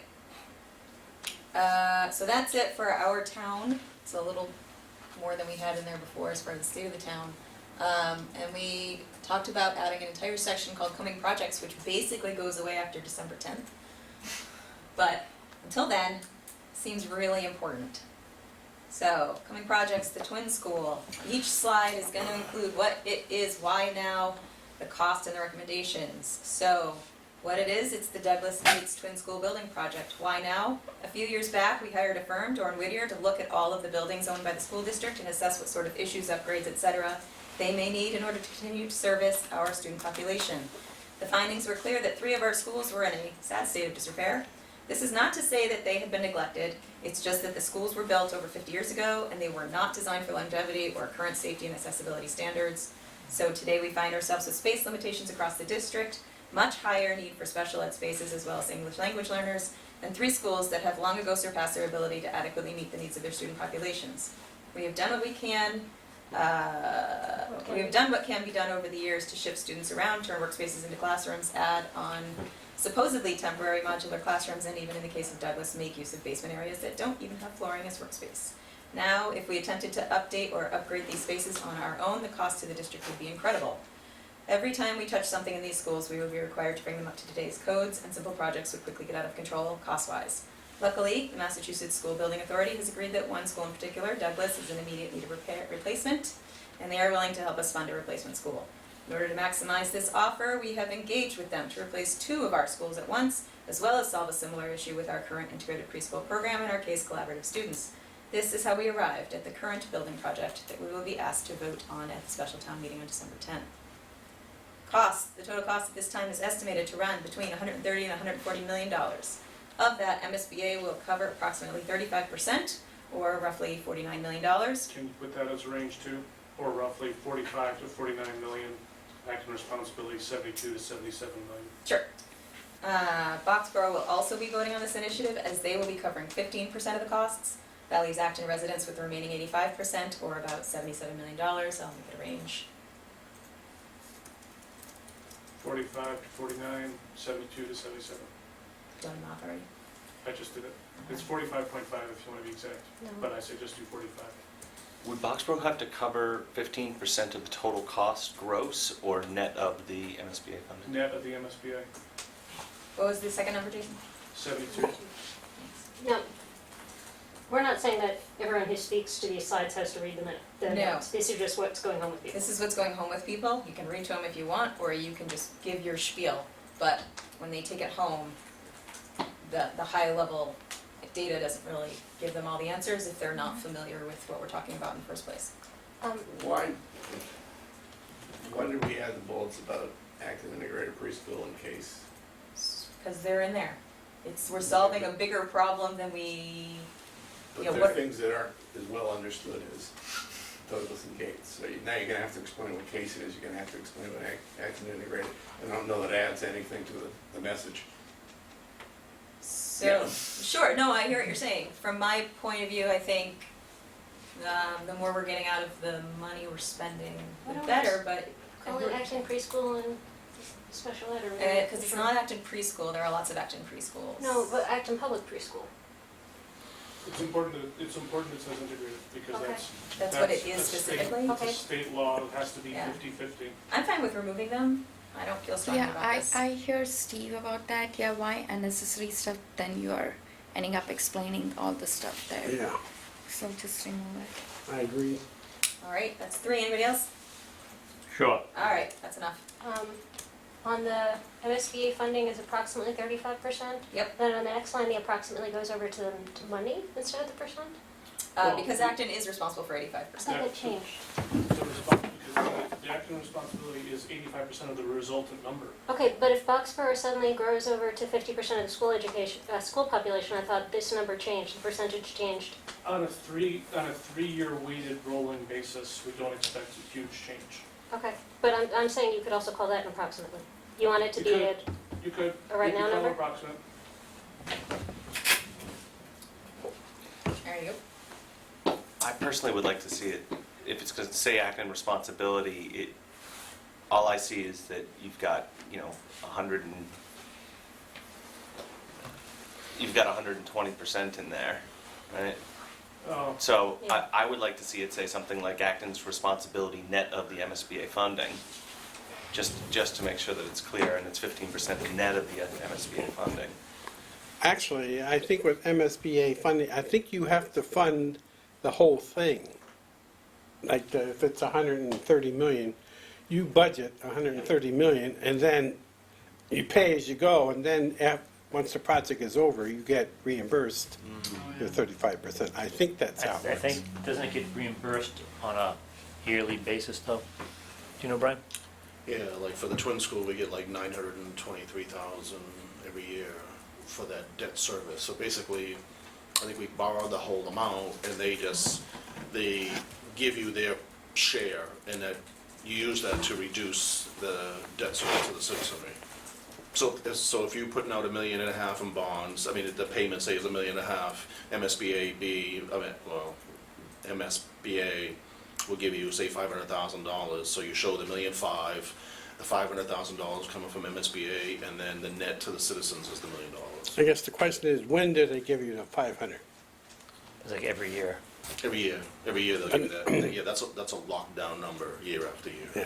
Yeah, there's no guessing. But like with school funding, as you're paying the architects and then paying the contractors and materials, I can't see the state being efficient enough to pay you monthly, pay us monthly, reimburse us monthly. I think it's at the end of the, project. either yearly or at the end of the See, project. some of the rules have changed, I think, too, since we put the twin school out. So Right. I'm not, I'm not sure, to be honest with you, but I know things have changed You can since. check with, David or Lino. I'll take that responsibility. All right. Thank you. Sorry, Meeting with them hold on on. Monday anyway. And the last thing on this slide would be our recommendation. So, I assume we're not ready to make one until we have final numbers, or are Agreed. we? Yeah, until then, okay. Coming projects, fire station. The North Acton Fire Station, to be located at 66 Harris Street, would add a fourth fire station to Acton. As Acton's population has continued to grow, more and more housing has been developed in the northern part of the town. This change in Acton's demographics has required the current 3 fire stations to stretch their coverage areas in order to respond to emergency calls. At this time, our on-site arrival of emergency vehicles and personnel is greater than the 4-minute response time established by the National Fire Protection Association. By adding a 4th fire station, we can bring our response time into compliance with industry standards and better serve our community as a whole. This project is expected to cost $9.5 million. We hope. And we will, I assume, have recommendations once we have those final numbers as well. Just a question. Yes, The previous slide, where did you come up with this graph? it's on the North Acton Fire Station's website. It's on the project website. Chief Hart went over it with us in one of our meetings that you were MIA. I missed it. Yeah, you go on the website, on the town website. No, I know, I've You'll missed find it. this. Okay. Yeah. Minuteman, the Minuteman building project completed in August of 2019, correct? They're moving as we speak. Woo! So, if the building is done, why are we taking on new debt at this time? Just as you can't take out a loan for a car that is still in the manufacturing phase, and you can't take out a home loan on a house that is still under construction, we could not take out a loan on the Minuteman building project while it was still being built. As of September 1st, the Minuteman School is open for business, and our portion of that project needs to be paid for. What is the final number on that? What are we gonna bond on the Minuteman School? Total, Yeah, 94 million, I believe. 94 million? That's our portion? That's That's- gross, yeah. That's, Not our share. Oh, you want Acton share? I want what we need. Total is 94. I was not You know prepared what? for that number. It's funny you asked that because Steve and I need to meet with Kevin Mahoney because we're trying to do this as well. We're trying to put a debt schedule together. And one of the things we're looking at is, right now they've issued 2 bonds. They have not even, they're issuing, and Mike, you might know as well, they have a third one they're gonna be issuing, I think September of 2020 or 21, the final issue.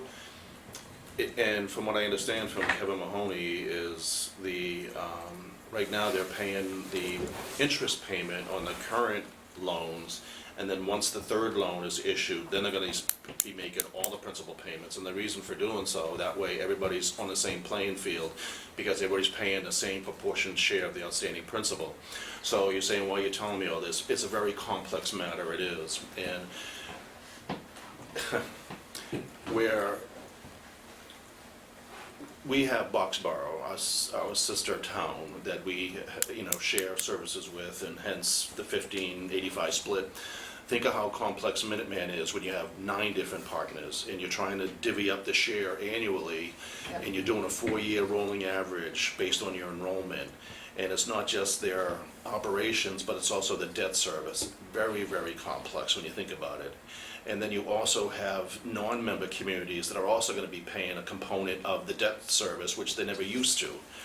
It's very complex. And so Steve Barrett and I need to sit down with Kevin Mahoney and kind of go through some of this detail. We first saw numbers at about 12 million. We did estimates, I thought it was around 9 million. But again, I don't know if they were preliminary estimates and then enrollment changes are factored in, and I don't know if it was early in the stage of data we were looking at, 2 or 3 years ago, and they've refined that now, so we've got some work to do there, but I'm sure we'll be reporting back. We may want to ask, Kevin Mahoney or somebody to attend a FinCom meeting to kind of give us an update on the finances. I think it would be beneficial to everybody. There is a new Kevin Mahoney. He has a different role, and there's someone has replaced him in this role, or is replacing him. Oh, is that right? He was introduced at our last meeting. I didn't know that. Mike, what's the total enrollment? Total enrollment, well, the freshman class, actually, the maximum enrollment is, the capacity is like 600. Yeah, 630. 630. 630. We got 30 kids there? We have about 30 kids. I think the enrollment this year is 632, what the last heard? So your report. Going into the freshman class is like 200, 210. Well, no, it's 200, I think it's 200 openings, and capacity is 200, and they're going to have 201 plus a waiting list. Yeah, it still seems like we got about 5% of the enrollment, so. Is that, Seems like we got about 5% of the enrollment, so. yeah, we're not the biggest community. Numbers above 6 or 7 million seems a little high. And the communities complicate things, like Belmont is in, but they're getting out as far as, they're supposed to get out in, I think, June of 2020, Yes. but they had a special town meeting, now they want back in. Foxborough's in, but they're going to get out. So what did you say, it was 94 million? Yeah. I think, If you're looking at 5%, you're looking at about 4.7 mil. Tell them 4.7, we're done. I think it's low. Final offer. I think it's a low number. I saw some projections from Kevin Mahoney, I think, where we were about 8 or 9% of the district. Yeah, it's weighted more than just percentage of kids, it's the wealth of the community, It's an equalized value calculation. which actually, It's for some complex. reason, they It's a consider complex. Acton not as wealthy as other communities, so That's correct. It's we true. get a discount in that metric. Lower. Gotta get Belmont back in. Right. Well, yeah, I mean, you get Belmont, Lincoln, Right. I don't know if Sudbury is a member, but some of these other towns that are there, Sudbury's in, but I think, yeah, they're you know, in. they're, It's my understanding too that before the member communities even get an assessment, they take the non-member communities, if they have students that are coming into Minuteman, they do that calculation first to net out of the budget and then redistribute it. Right. So, All right, so when are you meeting with the new Kevin Mahoney? When are we meeting with them? Yeah. That's a good question. Or whatever. can you reach out for future meetings? and make- Soon, I hope. We're trying to Pick the target for the meeting, end of and I'll get August someone right here. now to try to schedule something with Kevin. That's the plan. Yeah, we need a number for this. Yeah. We should, Soon. we should see when we would also like to meet with them to have, so Mike is having a meeting for them to come in and meet with us. I mean, I'd like to know how they're calculating it. Wouldn't a more reasonable number to use for this be the amount that we've been paying for the last 3 years, the $232,000 that comes into the ALG number? It's only 200, it's not 8 million. It's No, 232. That's debt service. Right. I thought it was 296, but. But we've got the latest. But we're all over the place. It's just looking up right now. It's like line item 9 on the spreadsheet. We can't talk about it, and we can't give an opinion until we know what the number is. True. We can get them here for our next meeting. if you want. For August 23rd. 23rd? I think so. We'll see what we can do. Okay, I'm away till the 22nd. 22nd. I mean, our meeting's not until the 27th, Yes. so I'm away till the 22nd. We have a Minuteman meeting on the 19th. Can you reach out to them, see if we can get them in for Yeah. the meeting, let me know. So our meeting is on the 27th. Yes. I think whatever number you put in there is always gonna be an estimate. And the Because person who'll be our attending, so I can put it in the four-year minutes, enrollment does not change, or in the right? agenda. Something like I'm away the Arlington's 13th numbers to the have 20th. significant changes in enrollment, it's Okay, so automatically it's gonna basically impact to our talk about our But at assessment. some point, we're gonna have to decide what we're gonna bond. Well, yeah, that's, the question is what are we going to I was people with, figuring out so we that can type say of what our opinion is. You gotta know before December 10th. It's 296, 296. right. Okay. The next coming project is Jason's absolute favorite. It is the potential. Is that West water? Acton Sewer expansion. Sewer. What is it? An expansion of the sewer system in West Acton that will link the sewers to the new school building project. Why now? If the new twin school were going to be connected to the sewer system. Say that. You Uh, cannot say that. I am not endorsing anything. I'm telling you what the sewer system project says it is, which is what I did on all these other slides as well. If the new twin school were going to be connected to the sewer system, and if the sewer expansion could be in place no later than August 1st of 2020, then the school would not have to invest in a septic system. They have more than that. That's what I put in our thing for now. We have no idea what the cost might be. We don't know if it's even possible for them to do it, but we know that they are determined to try to get on the December 10th. This is some Ballot. evil, nefarious group operating in the shadows. This is the cabal. The cost estimate is $12 to $14 million. Thank you. Can you tell us more? Sure, the purpose of it is they're doing a feasibility and preliminary design right now, and the idea is to determine whether there should be any sewering at all in West Acton and whether there's public support for that. Broadly speaking, the feedback from residents is kind of mixed. There's a handful of residents who regularly attend the sewer meetings. Broadly speaking, the businesses are generally in favor of it. And ideally, the sewer would be done in two phases. The first phase would essentially just go directly to the school, and as you point out, allow them to avoid paying for a septic system. And so the school, at the same time this project is going on, is doing their own design, and they're coming up with their own estimate of what a septic system will cost. And then the idea being is if the school decides that they want to go forward with the sewer option, that they have an avoided cost, and then that avoided cost will factor into the total cost of the project per betterment fees that the residents would pay.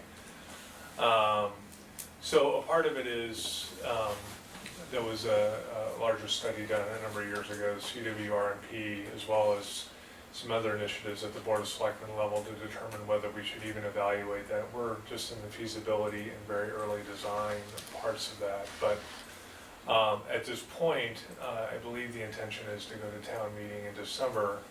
And if the design estimates come back and they seem reasonable and we know more about the school's construction or design at that point, if both of those schedules sort of line up, the idea would be look for approval for full design as well as construction of the sewers for the 12 to 14 million, but 7 to 9 million of that would generally be offset by betterment fees paid by the residents, with the remaining being the so-called general use of the benefit to the town. And again, that general use number of what did I say, 3 to 5 million, that general use number could be offset by the avoided costs at the school system.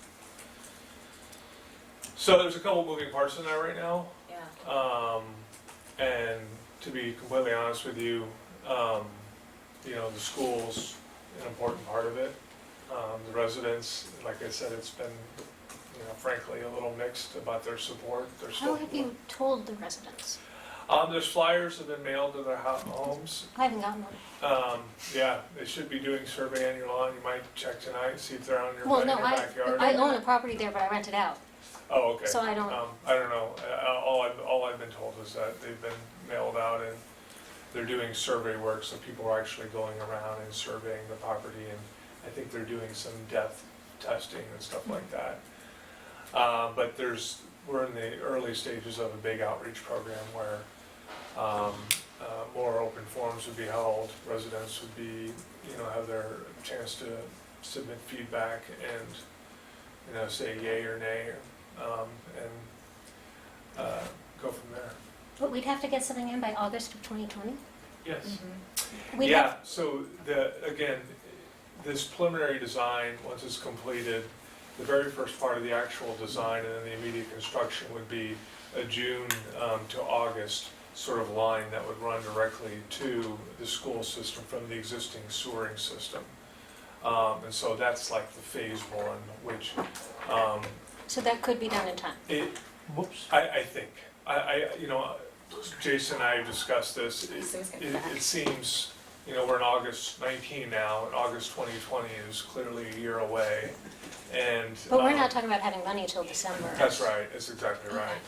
So my sense is that this portion of it is manageable enough to potentially get done in the 7 or 8 month window.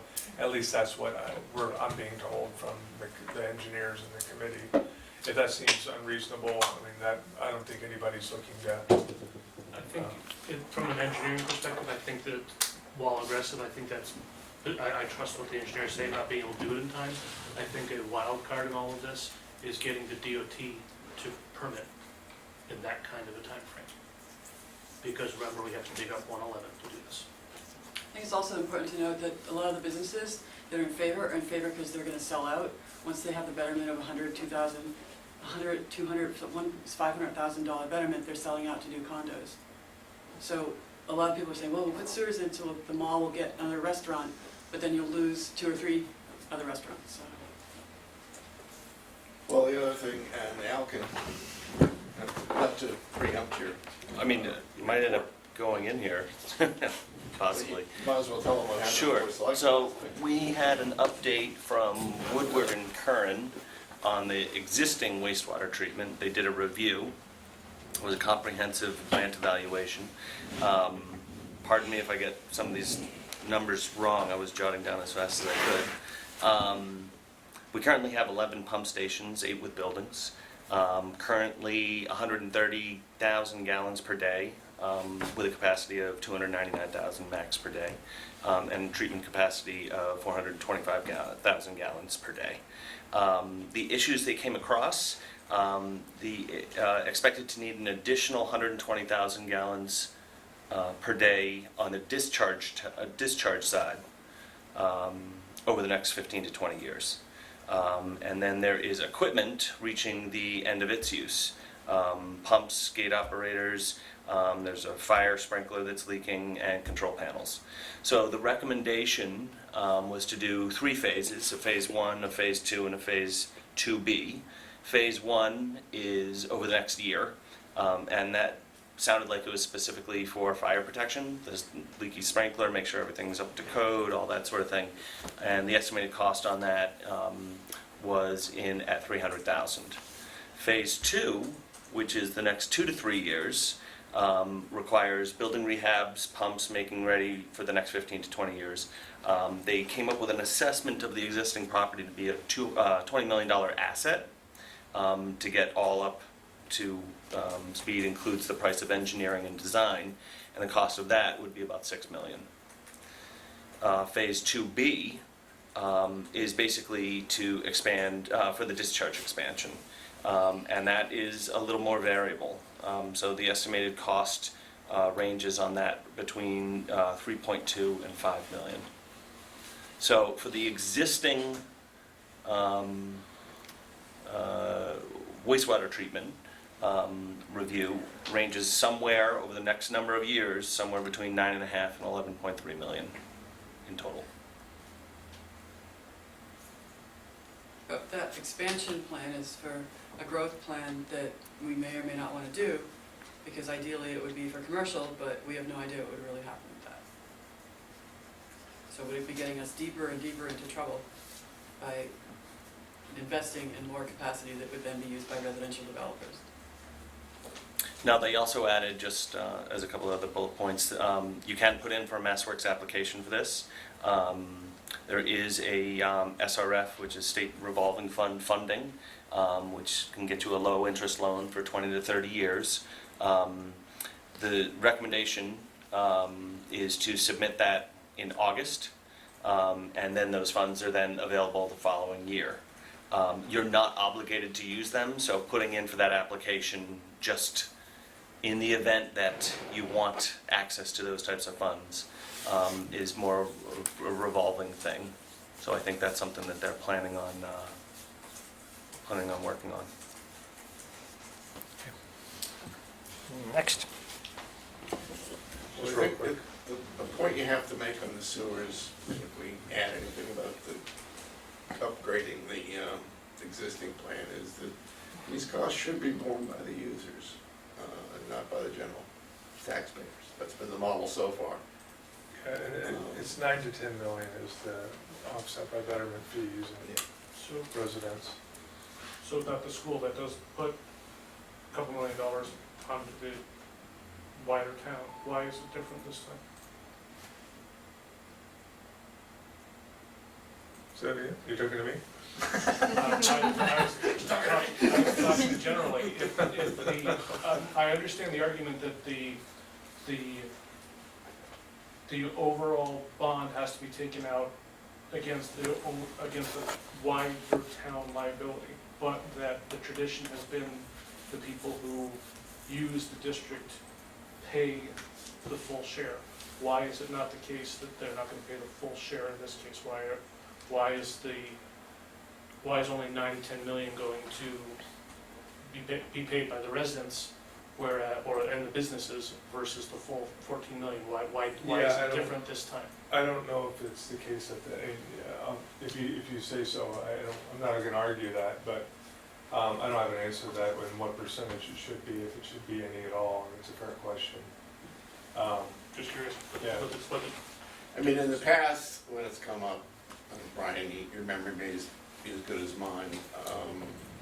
While the bonds have to be a general obligation of the town, the service on the bonds is supposed to be covered by the betterments and the O&M costs of the users, and not by anybody who's not getting service from the system.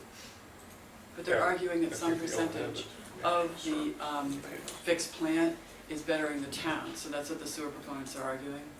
And it's been argued before, Tara, and most people say, fine, if you'll pay part of the cost of pumping my septic system in my yard, I'll agree with you, but, I'm just telling you what they said, I don't agree with them. Okay, let's move on.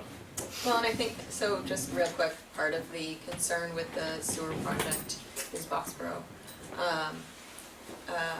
Boxborough has to pay 15% of whatever septic is to be put in, or 15% of whatever, not the sewer system, but the usage thereof. And there is some thought that then they are paying Acton for sewer use, and that is. I don't think that needs to be brought up in our point of view in any way, shape, or form. But it is, I think it's important to note that the school contribution to sewers cannot be any more than what they would pay for a septic. I understand. Okay, so the key projects, there are ways to pay. Jason wanted some debt exclusion school to happen here. So, the cost of these projects cannot be covered simply by raising our taxes. As you may know, in Massachusetts, our ability to raise taxes is limited by Proposition 2.5, which only allows us to raise taxes by 2.5% over our previous year's property tax rate.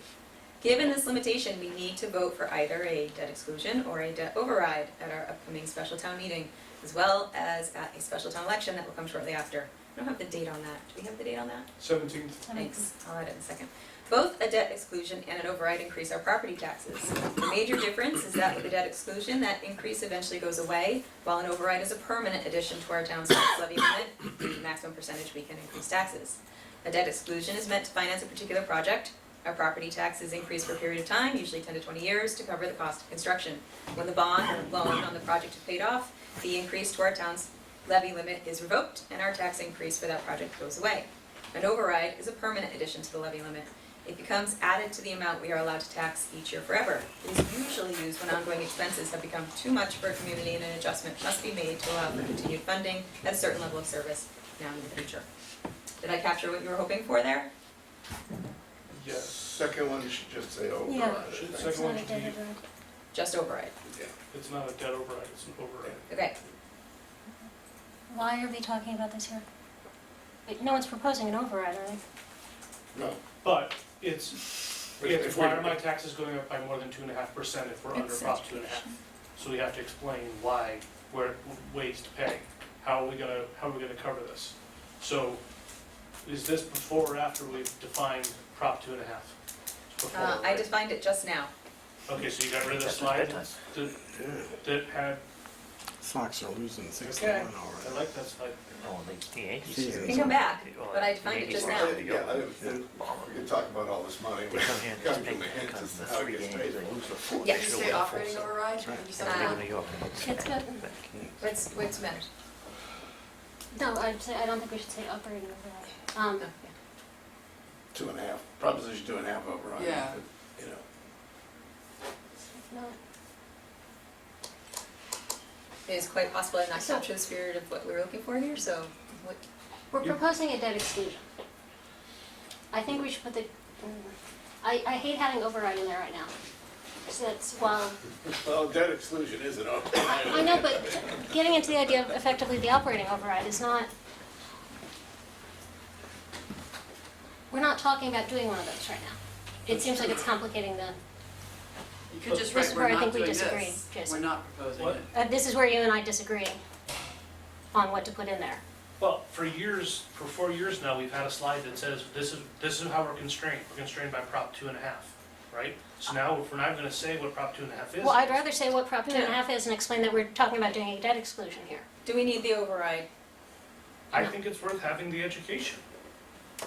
I think it's I think totally this is the opportunity to ancillary, explain. Those are ways to pay. but You it's know, ancillary to the discussion. I just heard Tara say that, just say that we are not going to be doing the override, but, just have somewhere in there like. You could just say, this is what we're proposing, and this is what we're not proposing. People are gonna, And I agree, it's education, people need to know about it. I agree with that in general. We're talking about so much right now that I'm really concerned bringing an override that we're not even talking about into the picture is gonna complicate things more. That's a good point.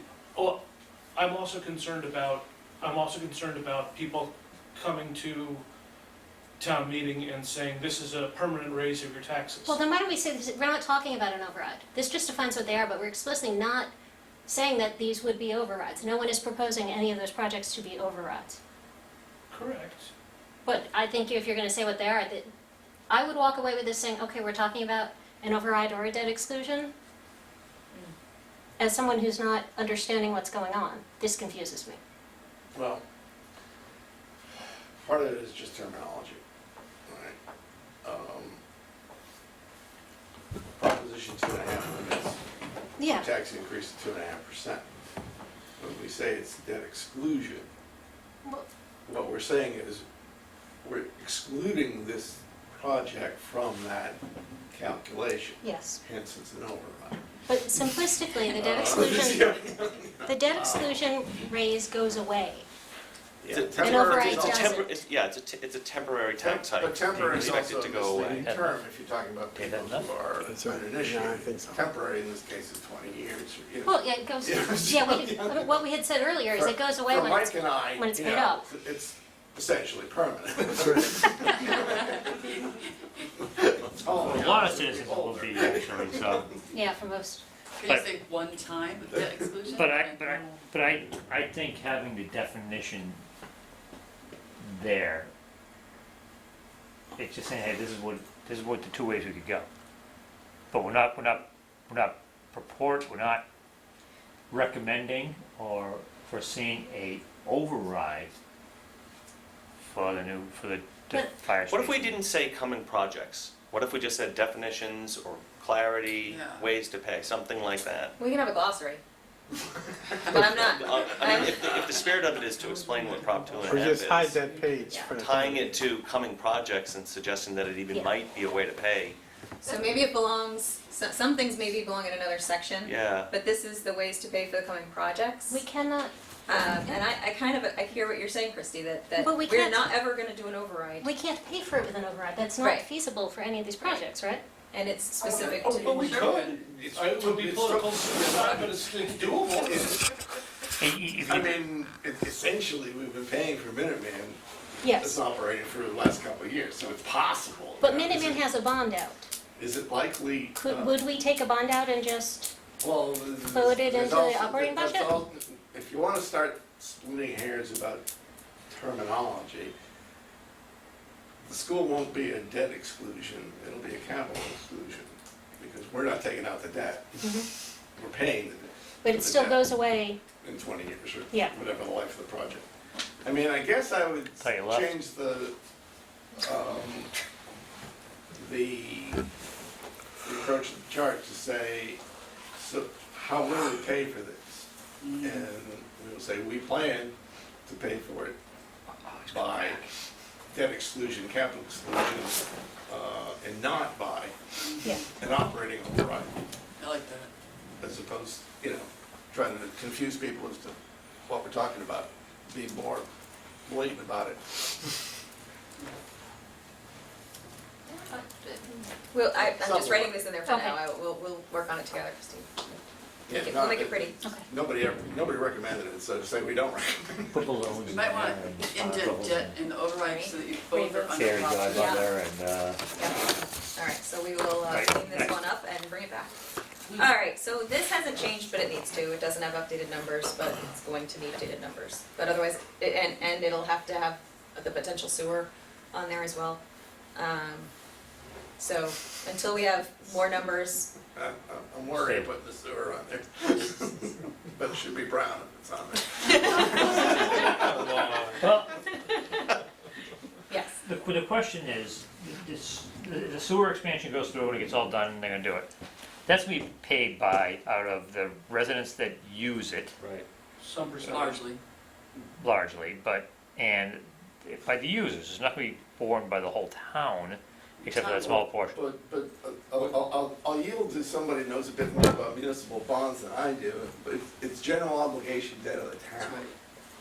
So how much debt can the town afford?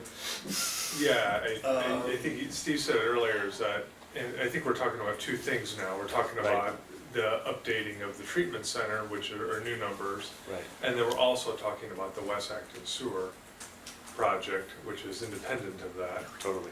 But, for example, if it was $14 million, the town would in theory bond out $14 million and then collect betterment fees from all the users over 30 years. And they could finance that. I think that bonding through the SRF program is how they would, which would be a low rate, and that rate would be passed through to the actual users. But the debt should appear here. So we would Yeah. put it on this graph, but we would not figure it into the increase in, say, my tax dollars. It would not But- see it Some of it. into But, Yeah. but that hits single-family against the tax town bill. of what the town can afford Yeah. in future, Oh, yeah. other future It's not that it doesn't projects. affect me. It can No, affect affect the that. credit rating of the town. Yeah. Right, that's what It's the I mean. burden of the town. Yeah. Right. But there's that's- also that's- another revenue stream to Right. offset it, Right, so just right, to be right. clear about that. Yes. Yeah, Um, if we're trying to give a number to the general taxpayer of what all these things added together could do to their tax bill, for a majority of them, it would not include. You don't wanna put The that sewer. number in there. Yeah, I don't think so. But as an overall picture of what our debt is going to look like, we need to include sewer. That's right. Yes. Yes, But the All right. town's gonna have to pay 20 or 30% of sewer. Well, well, we're not Okay. there So- yet. So We're not that's, there Okay. so that's the coming project section of, which changes as of December 10th. then you have an agenda after that. And then I will change that to not agenda.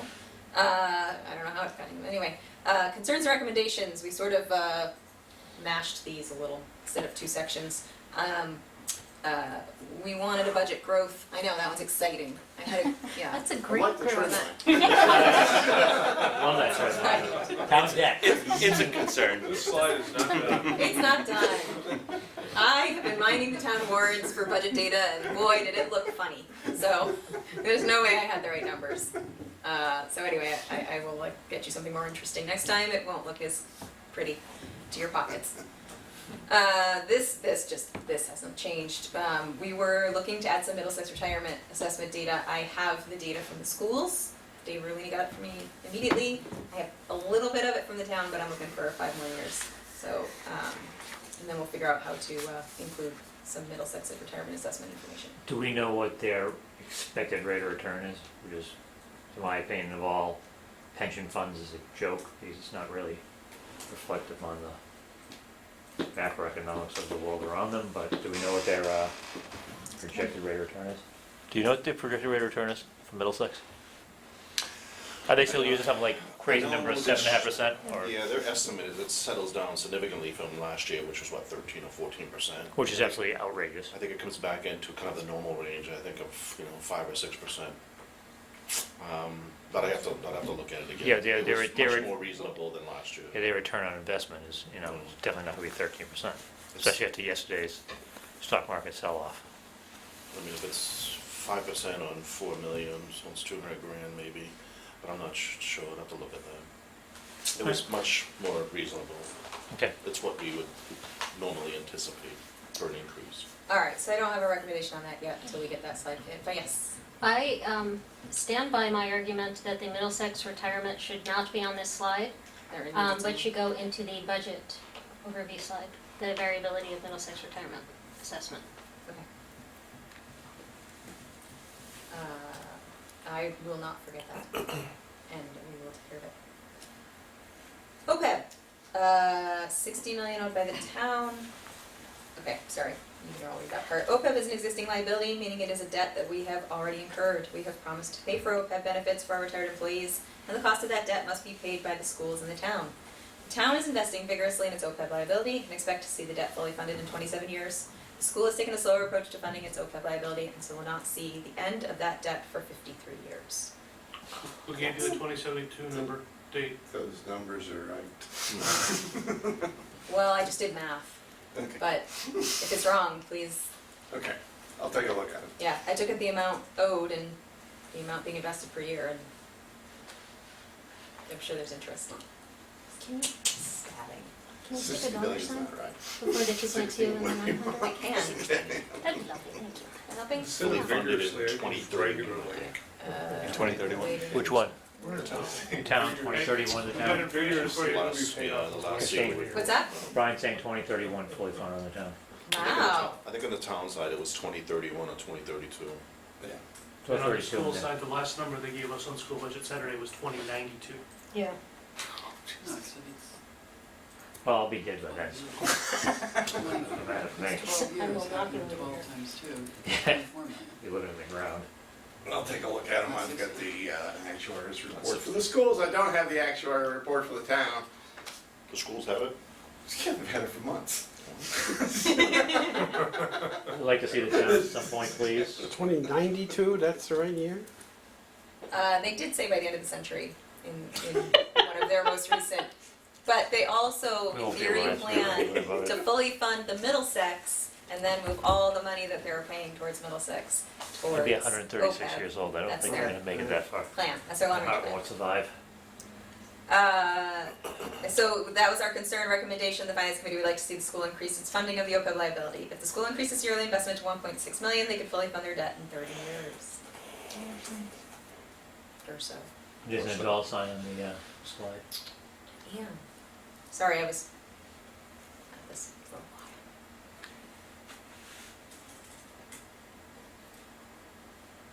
Good? Yeah. Sweet. Concern, future capital projects. So we basically addressed many of the capital projects in our previous section, but we still have to consider that the projects could not pass. They have to pass both towns twice. So there are always updates and maintenance issues that need addressing, and it's important to keep those projects on our radar. Similarly, we will need to invest in a new capital improvement plan to discuss the how we can't. Yeah, that doesn't. Yeah. To address the Douglas Gates and Conant schools, should the override vote fail to pass at town meeting in Acton, in Boxborough, or at either town's ballot box? Do you want to, under the sewer, because there's the sewer capital that's kind of required based on the existing plant, and then there's the expansion of potentially West Acton, but there's also this expansion of the actual sewer plant that they're talking about. So there's two expansions and then a capital program. That's where the capital program is sort of required. There's a whole bunch of stuff, well, we need to talk to John about what any outstanding fire station projects also Yeah. that we've had on here. Okay. All right. Under 1 to 5 years, would you want to add North Acton Fire Station if you get Douglas and Gates? Yeah. It's gonna pass. Whatever number it is, someday. I mean, let's be real. I'm not worried about the fire station, but sure, if you want. Well, I think it should It should be here. It should be addressed there because future capital projects also include Does. is the 3 fire stations that are, But are we concerned if, you know, If you get bonded, we can stop concerning. We still should be It doesn't get concerned. built. Steve's concerned about his heart attack. That's right. We should still be concerned that we have ongoing critical Yes, upgrades that have to be made to those stations yes. in order to protect All right, life and properties. we'll make that happen. All right. Our recommendation. This town has done an excellent job in bringing in state and federal funding to aid us in our large projects. We've utilized MSBA partnerships for school-related projects, community preservation funds for preservation of historic buildings, development of affordable housing, and the acquisition and development of outdoor recreational facilities, and we tapped MassDOT money for development of our Kelly's Corner project. This is one of Acton's strengths, and we commend past efforts and encourage the town and schools to continue to find ways to tap these and other resources as we move forward in addressing Acton's needs.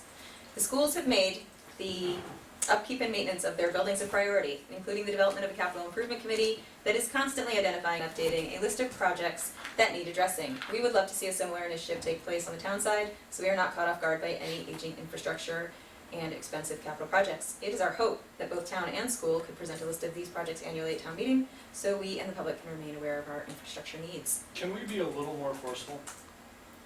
Yep. We would love to see a similar initiative. We are asking for a similar initiative to take place on the town. And it is our hope that both town and school will do these things. It is our request of the Board of Selectmen and town management to make this happen. How about not even our request, the Board of Selectmen and Town Management should make this happen. Agreed. I like the expectation. It's our expectation. Urge. I think it's, so we are asking, Sorry, it's the select board. I mean, we've been polite for the last 3 years, and we've been ignored, so I don't want to be polite anymore. we are expecting, it says we are asking, we are expecting for a similar initiative. Demanding. The town should take a similar initiative. Yeah, I think we need to be more aggressive in our request to the town. What, Shame John's not here. what happened at ALG is that the schools, not this past year, the one before, was that the school's gonna be putting that up on their website. Yeah, but they haven't yet. They haven't yet, but they're planning on it.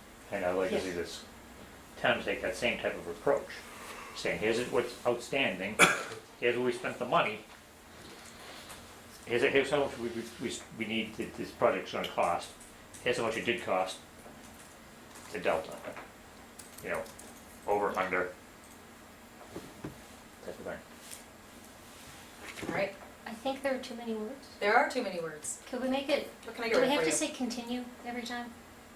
Our recommendation is bring in outside aid. I know we want to give them kudos for what they've done. I think we did that in the words below, right? Yep. Yeah.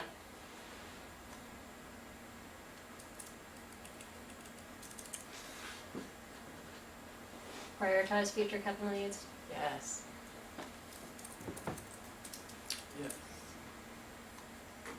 You said a word. So close to getting Now, again, I think we're giving the school committee kudos for having done it. Do we need to do it there? The select board needs to develop. that. I don't know, it's sort of rubbing it in their faces. Yeah, I think you're gonna be going to different PTSOs with this. Yeah. Leave it in. It doesn't buy us a character turn, so I feel like. I still want to be Well, that's important.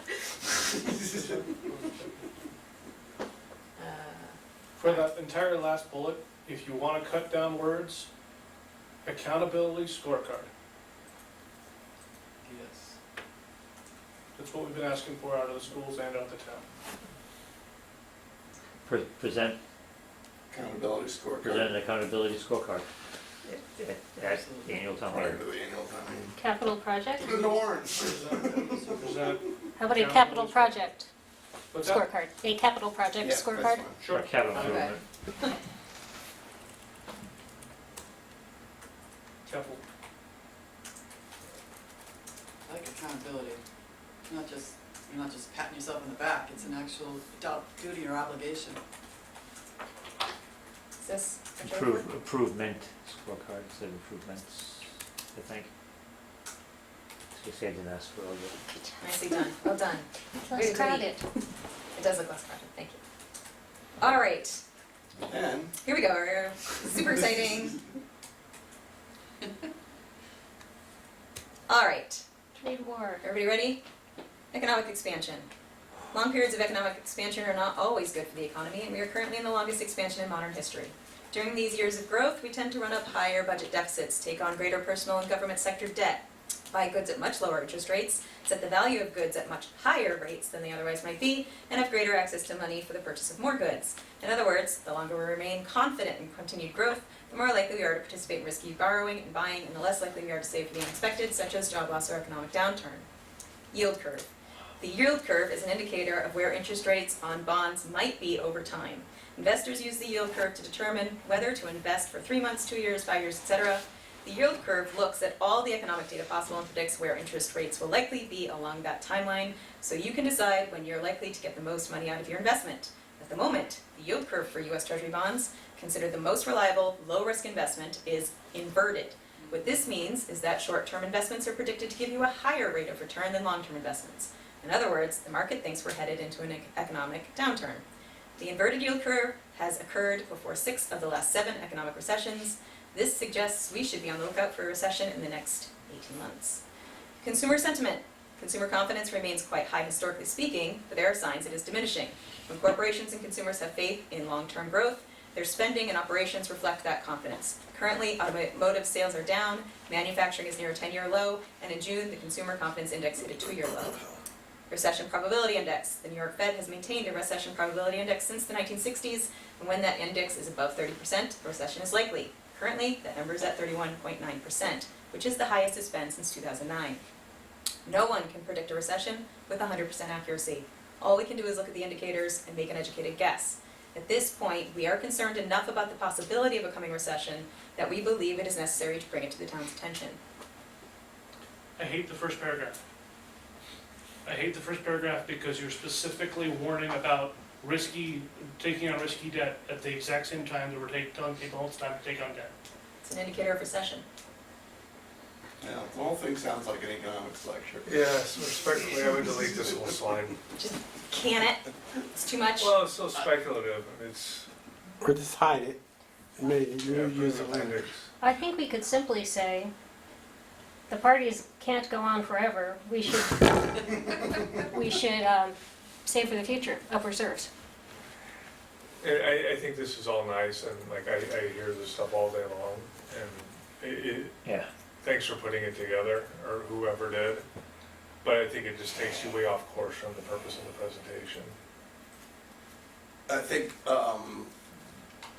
you may not have been in the meeting when I brought up that we need to say something about it. Oh, yeah, Because- whatever, but Because we technically, we have a 3 to 5 year horizon. Sure. And the probability of happening in that time frame is very, very high. Yeah, but you And- just stated, as you pointed out, is it just something Yeah.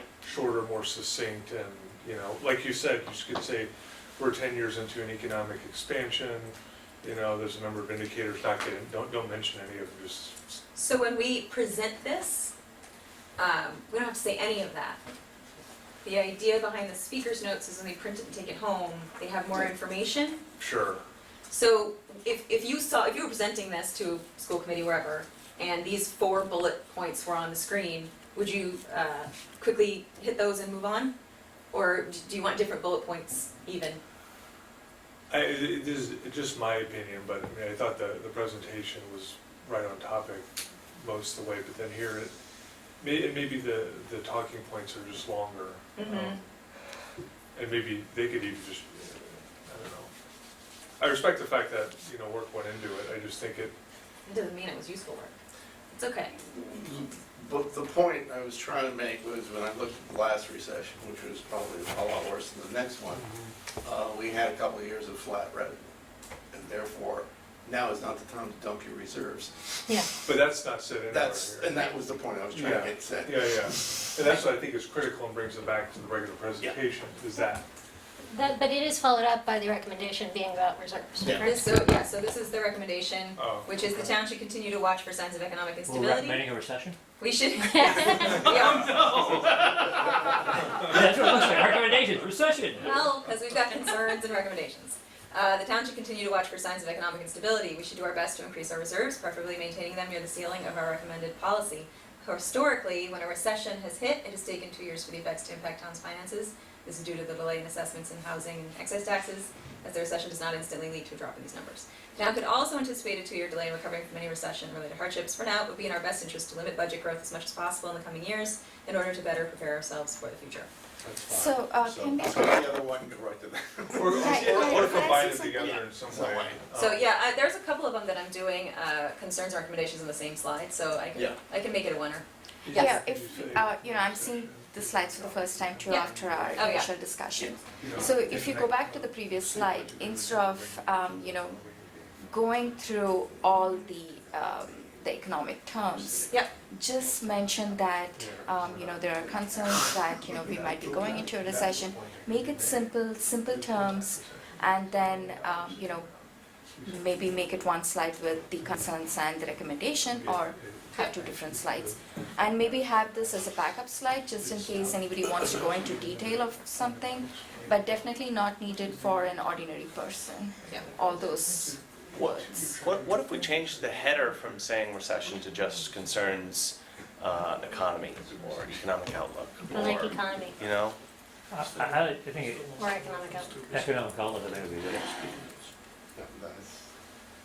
I think the. I feel like, as just as a voter, that I look to the FinCom to be fiscally responsible, and to ignore this would be great if you're selling the project. If you're selling us to make us think that everything's fine, go ahead and spend, double your debt, long-term debt, even though you know something's happening in the next 2, 3, 4 years.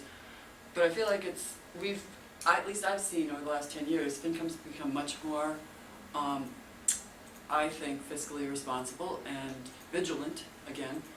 And I feel like explaining what we see in the open economic situation lets people know, A, we're on it, our eyes are peeled, we understand this, and then you get to the recommendations and you say, this is what we're planning to do, this is what we have been doing, and it gives me faith, at least. I still want you to take out the reference to risky borrowing. That's what he borrowed. It's not risky. You've got in the notes, it says we're more likely to participate in risky borrowing. I don't believe the borrowing we're about to do is risky. That's not the point. That You're is a saying subtle risky- point for we're- people to we're hear. Participating in risky borrowing, Who's we? so I want that out. I really don't even want that in the speaker's notes. I kind of agree with that, because it sounds like,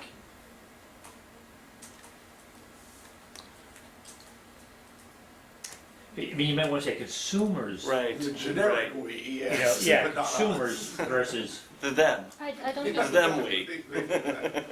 like, they yeah, do. consumers are to participate. Either that, between Lakewood. I don't think we even need that much detail though. Okay. We will Simple. make serious changes to these two. Okay. These, okay. Could we Yes. also take out the 2-year delay? Yeah, it's not necessary.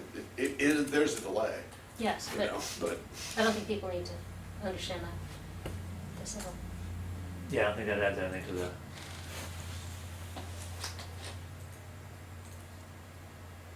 I mean, and those are all, that's more of a macro economic outlook versus micro. Okay. So, reserves. 3-year trend has reserves declining, remains within our recommended threshold.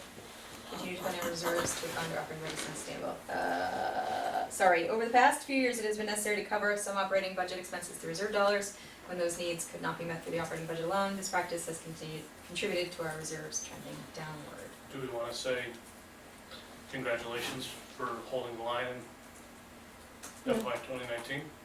Because We still pledged reserve money towards But we got it back. continued operating But budgets. we got it back. Do we play that way? It's okay if you take it as long as Give it you back. give it back? This is the age-old question. This is what we argue about with turnbacks every year. So, if you go from July 1 to July 1, yes, it's true, the three-year trend has been declining, but if you go July 1 to July 1, the one-year trend is it's flat. Slightly positive, wasn't What's that? it? Slightly positive.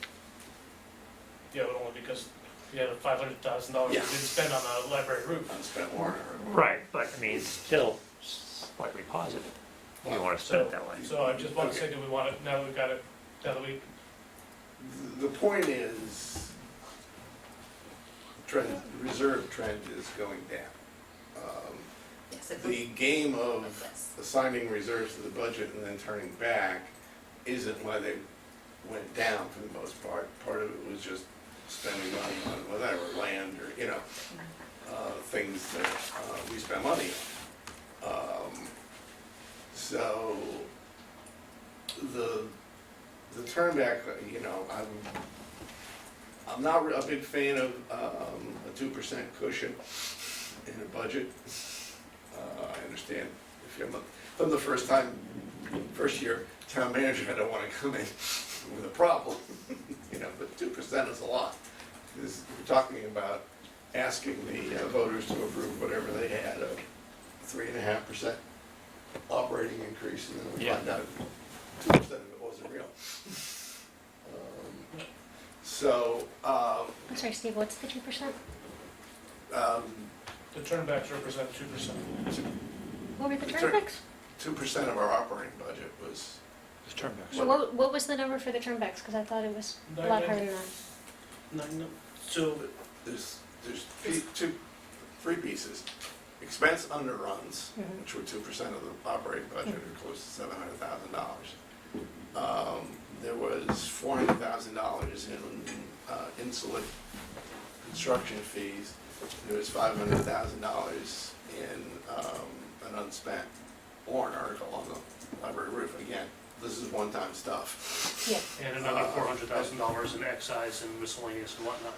So, total turnback, yeah, was that, but my concern is, I think historically, if we budget, probably there's a 1% cushion most of the time in the budgets.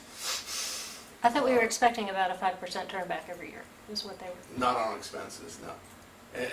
And you can't budget one-time items very accurately. That's why some years it doesn't happen, and some years it goes well over. It's tricky business. But the point I think we're trying to make here is that the reserve level has come down from where it was in 2015, 16. This is how it plays into the recession scenario. You're gonna love the reserve policy slide. Because, So before you go off of Sure. that, Brian, if you're saying that we're expecting 5.1 at the end of this year, why is it down? Why is it not at 5.8 if we have all this to the good? Why are we not at parity or better?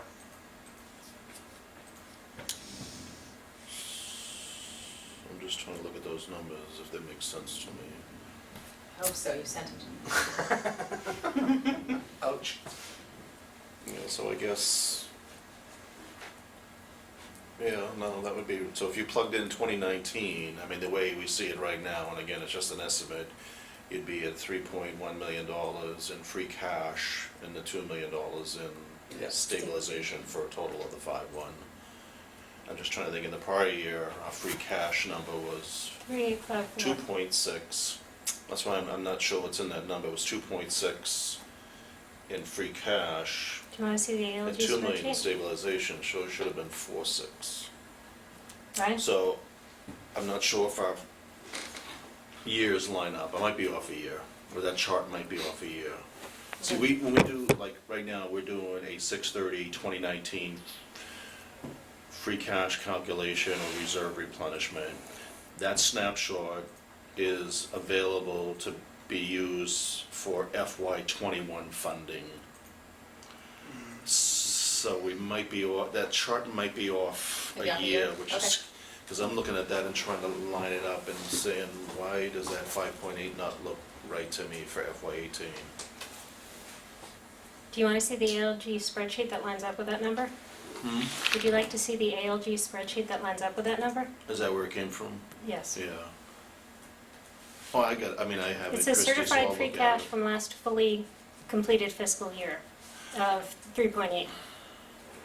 So I guess you gotta look at this, there's two different fiscal years on that spreadsheet. I think one for the top and one for the bottom, I think. So one's the closeout, and then the one on the bottom, I think, is for available for, and it relates to the fiscal year. We just gotta look at it, because I'm not sure.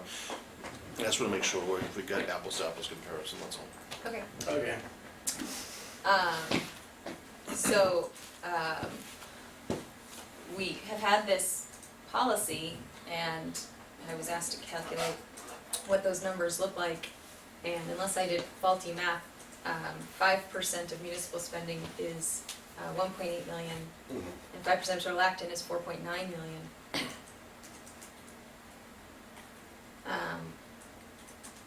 So we're above our policy. Total Acton is not, I think total Acton is 102 million, so that'd be 5.02. So we're almost exactly at it. I don't know how you got to 99. I don't either, 5.02. I didn't have that number for the, I have 97.1. So you've got I'm the probably ALG, missing something. you've got the ALG spreadsheet in front of you, Christie. What Yeah. was the total Acton budget for this last year? It's Oh, so this is 103, FY20. 102.7 or 103.1, what was it? 1 second. Total Acton budget, seeing 90, for fiscal year 19, I'm seeing 95,850. No, it was over 100, because it made a big deal about the fact that it was over 100. Let me find it. For 21, it's projected to be over 100. Would you like to see this? No, I'll call it this. Larry, Rob? I don't know that we need the slide. I would probably take out the first bullet and just say currently,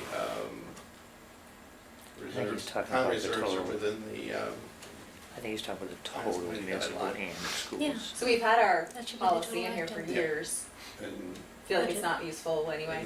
yeah. It's the Just say, assessment. Oh, total budget, okay. Yeah. currently we're in compliance with the guidelines, but we need to minimize the use and don't use it for 92, Yeah. In purposes. 21, it'll be over. yeah, it'd be over 103.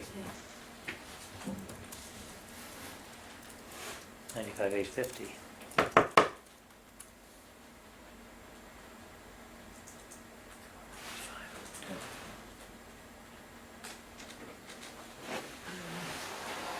Okay.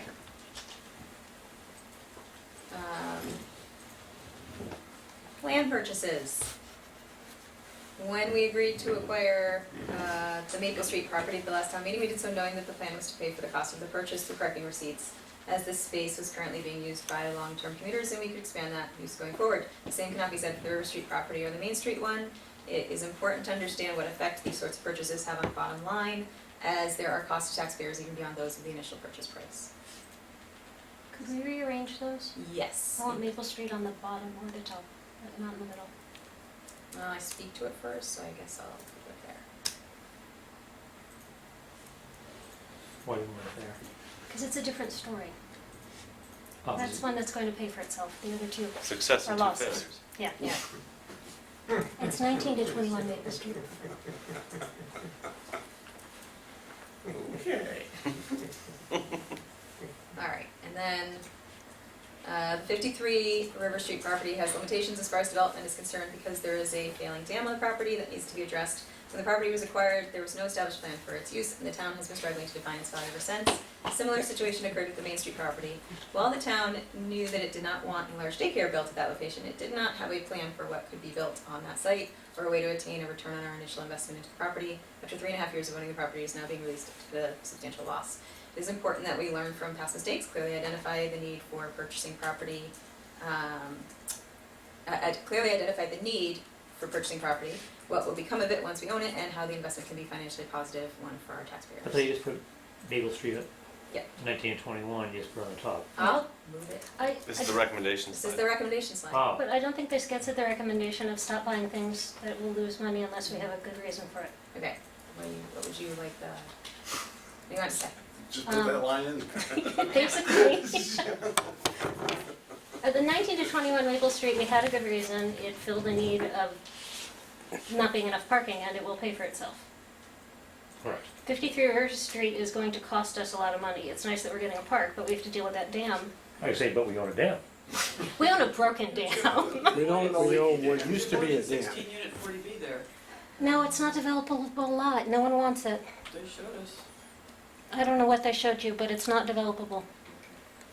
And it's gonna cost a ton to It's fix an it. expensive park, it's expensive open space now. I would just love to see a line saying, So with the 348 to 364 Main, is that Kennedy? Walker. Walker, Kennedy, whatever you want to call it. What John didn't say, I believe in his numbers, or did he say the 348 and 364 Main Street is going to add into the 40 unit she says? No. It's just a couple anyway, isn't it? It's like Couple. 4, but, A couple still add. No, I thought they were all gonna count, aren't they? I thought they were all going to come, there's a 40B. I don't remember him. It's a 40B development, it's going to, Okay. low income and down. Senior housing. Senior and low income. That counts as 40B? Yeah. Mike's over It there. all counts. So it's Yeah. 16 units? How many units? 30, Oh, okay. 31, Okay. 31, like that. So that's going to add into our figures Is as it? well. No, they have to break ground, don't they? Or is it? It just has to be Unless permitted. aliens are going to plop in there overnight and we don't know about it. Um, I mean, the site's going to require quite a bit of work to get it to where it needs to be. But our What do you want recommendation this to is larger than dealing with these properties. We have a broader recommendation that we've said previously, unless it is changed, that we shouldn't buy properties we don't have a Clear to find clear use for. plan for, I which mean- we have successfully done with Maple Street, but not with the two others. You know what you do is, that last line in Main Street, make that kind of a top line header above all of it, and then, Okay, no, but under Main Street, quite literally say, learn from our mistakes, and leave it at that. okay. So you want like that, is that, but fix the colors? Is that what you were suggesting? Yeah, that's, Okay. it gets at the spirit of it at the top, and then a couple of examples. Our example of Maple Street just still doesn't identify the fact that it pays for itself. But we've stated that it pays for itself Where? already. Here, already. No. How did we miss tax revenue? We did so knowing the plan was If to we pay for just the bought cost the of property? purchase through parking receipts as the We don't- space was but- currently On being Maple We used don't for say it on the long-term use. slides. But we speak to the That's slides. against That's makes tax revenue to date what we could have But someone who been if doesn't we go home hadn't with the purchased slides it and won't someone know else that. owned it. But we did Someone who purchase doesn't it. go We home with just the close slides it, so doesn't know it. that's not paying But we're gonna speak 1,200 a month, 12,000 a month, But if is it? someone doesn't I take the don't- slides, Brian? they won't But I mean, it's necessarily know. 2 Ma- years Maple Street would be No, we paying us just $12,000 a closed on month it like last month. tax revenue, would it? for River Street? 500 and It's No, for currently- Maple Street. stalls Oh, times the current rate. this would be revenue about was on- 12K a was year. on- That's what John had in his presentation, and that's what John Benson had in his Christine, could you go presentation back at town a meeting. slide? Yep, Say 12K a year. 12K a year.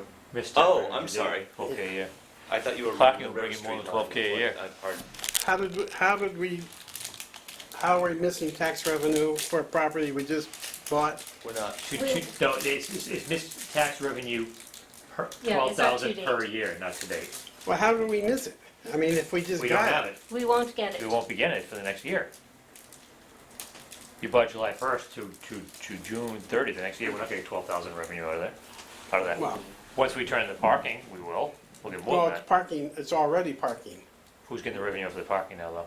Well, the owner, but we should be getting, We bought once it. we, once it transferred to us, don't we pick it up? Well, let me state it this way, if we were fully taxed until the full extent of Prop 2.5, and a property comes off the tax rolls, you're still fully taxed until the full extent of Prop 2.5.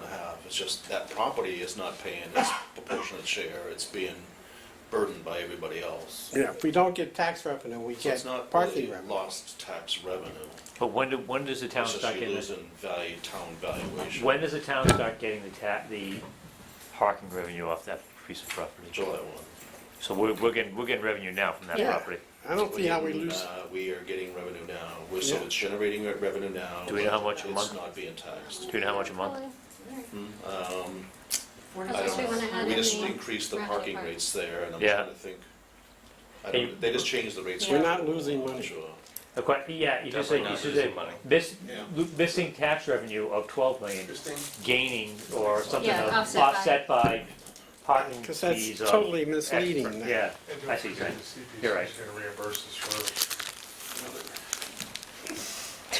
No, they had, with CPCs, there's gotta be a use of that property that fits within the guidelines of CPC, and it's not gonna happen.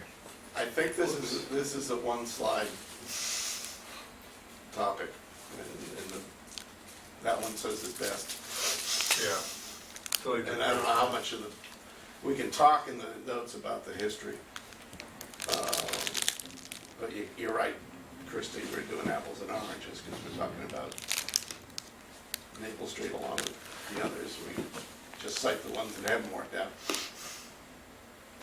What we were trying to get at is the idea that it can be done financially reasonably, or not poorly. Yeah, broken clocks right twice a Yeah, day. Maple Street makes sense, River that- Street, Main Street do not make sense.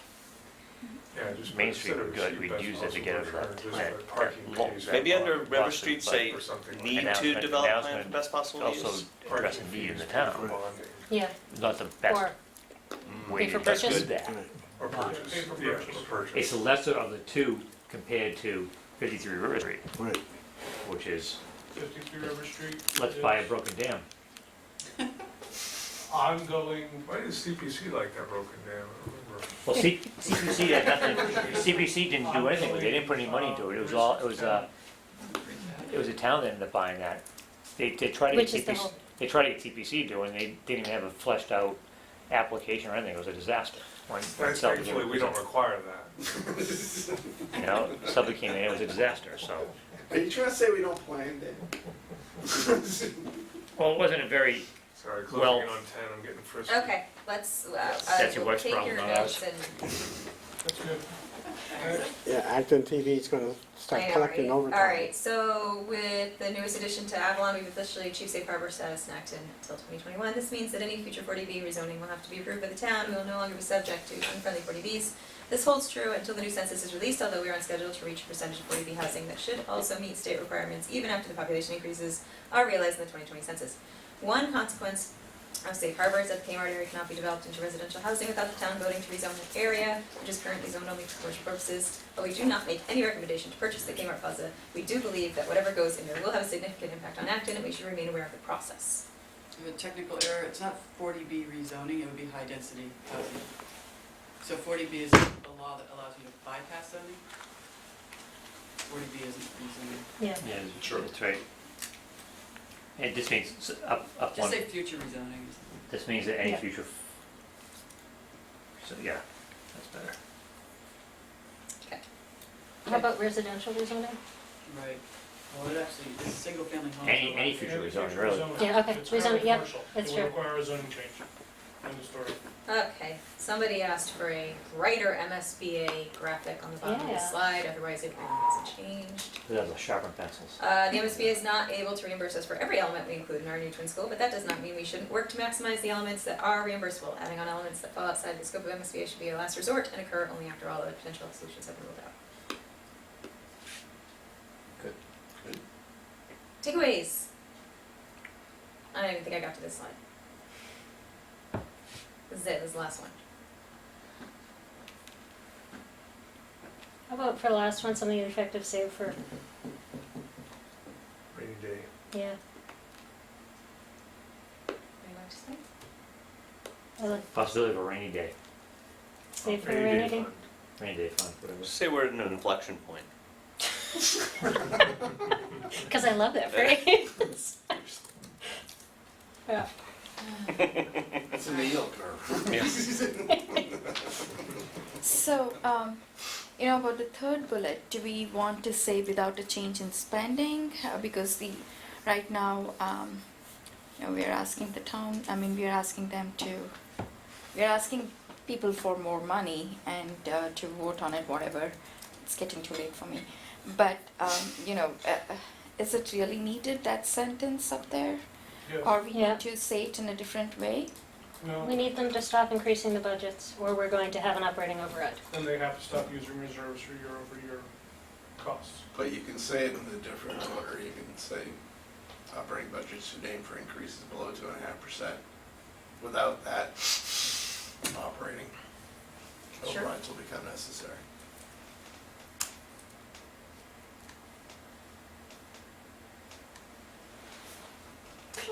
What? Kind of the opposite.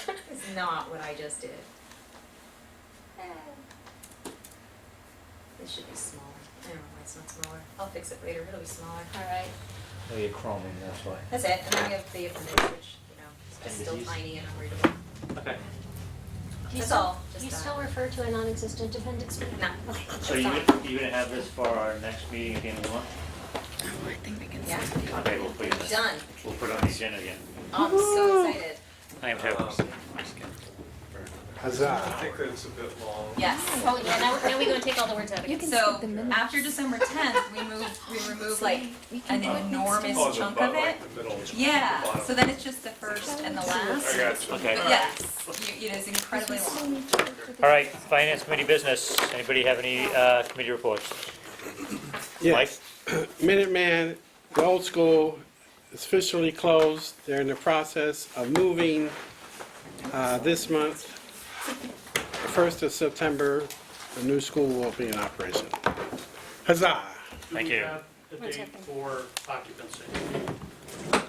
Occupancy is the, I think, is the end of August. Can you say September 1st? Huh? Can you say September 1st? September 1st is the first day of school, but I think the occupancy is like the end of August. They're moving in as we speak. It's scheduled, there's a date for, there's a scheduled date for the fire marshal to come through. Yep, and yep, sign yep, yep. off. And what are your confidence levels that everything's kosher at this stage? Well, they've been going through, working very closely with all the inspectors on everything. Yeah. There's a very high level of confidence. So we may not, we may, Running 3 shifts? well, they brought all the, well, the town of Lincoln and proud town of Lexington brought in, So how's it saying you anyway, know, so. consultants to handle this. And the fire marshals and building inspectors, electrical inspectors, plumbing, fire, they all have been very, very cooperative this last month or so. Checking every electrical outlet and Okay. everything, even Yeah, it's a baseball game. adding extra, like eye wash stations, just to walk, they're walking through every classroom. Okay. They're not gonna have any major surprises. They're gonna meet those deadlines. Thank you. Anybody else? Yeah, I have just a couple of other things from last night's meeting. So Powder Mill Place, just a quick update. There was an application submitted to DHCD. The only change on the application was it is increasing from 225 to 230 units, increasing 40B units by 3 from 56 to 59. They have not yet filed a comprehensive permit. One other thing that the town manager had proposed and the select board voted on was applying for a grant of up to $5 million. This is a grant, not a loan, for wastewater treatment in the Powder Mill area, specifically for the pipes. He did mention that something similar had been attempted in Kelly's Corner area, but that didn't work because there was no private development that it could be associated with. And yeah, that's probably it. Thank you.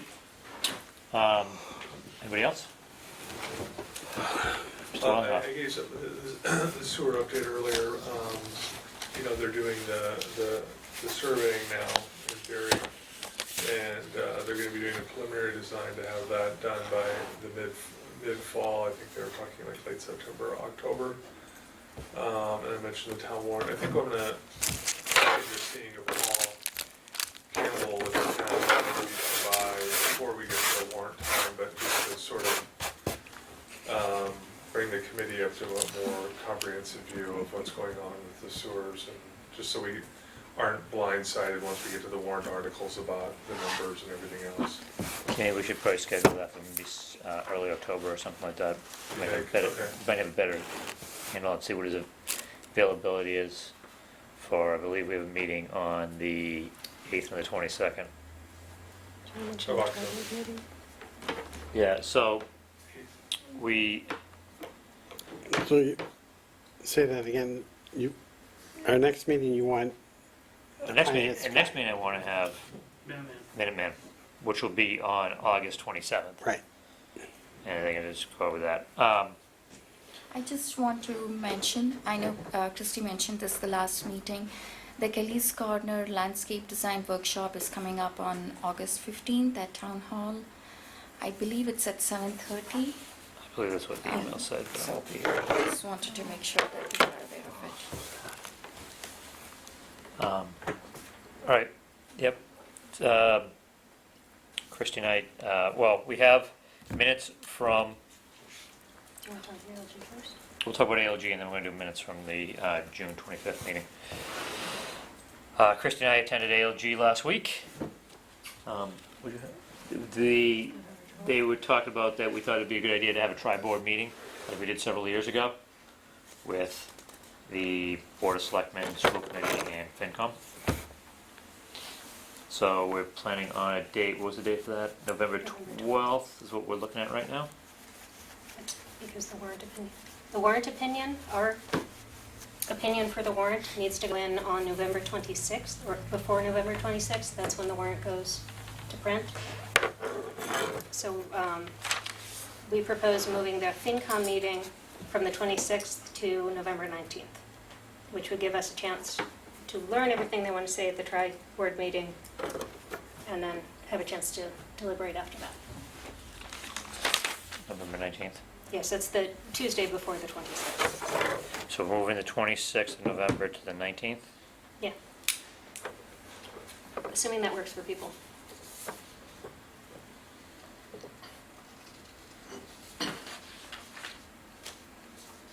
Other reserve room for that.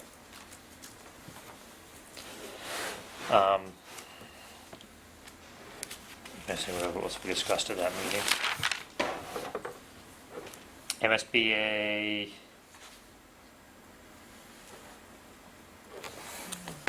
School said chapter 78 payment, we're projected $30 a bid. $30, which hasn't changed from last year. E&D is just under 4.2% at 3.8 million for the school side. They hired a capital projects manager who's a licensed architect and has done work in schools as an architect. And then there was some update from Pam Norse, our representative to the Minuteman School Committee, so Acton's representative. The school's open for students on September 5th, September 5th. so we're off.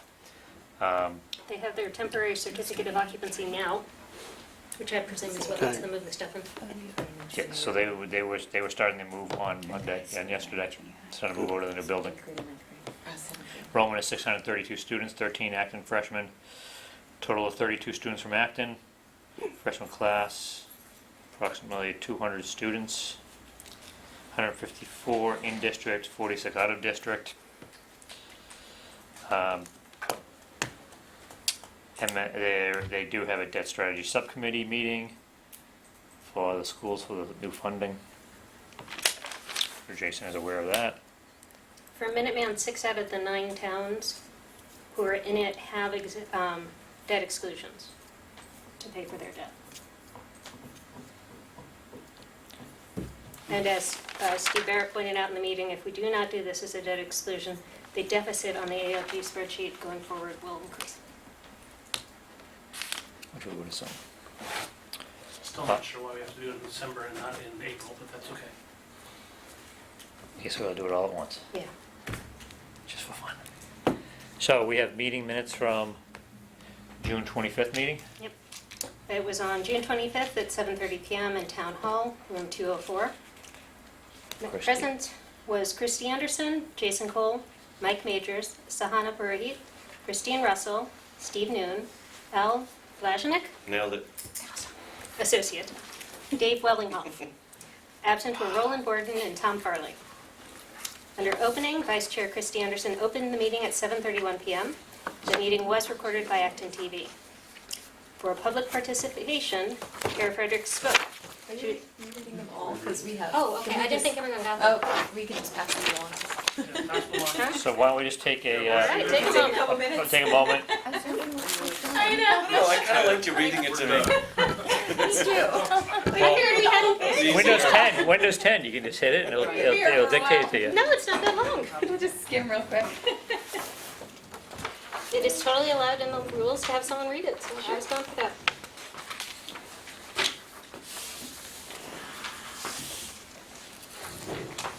Just my name is spelled differently.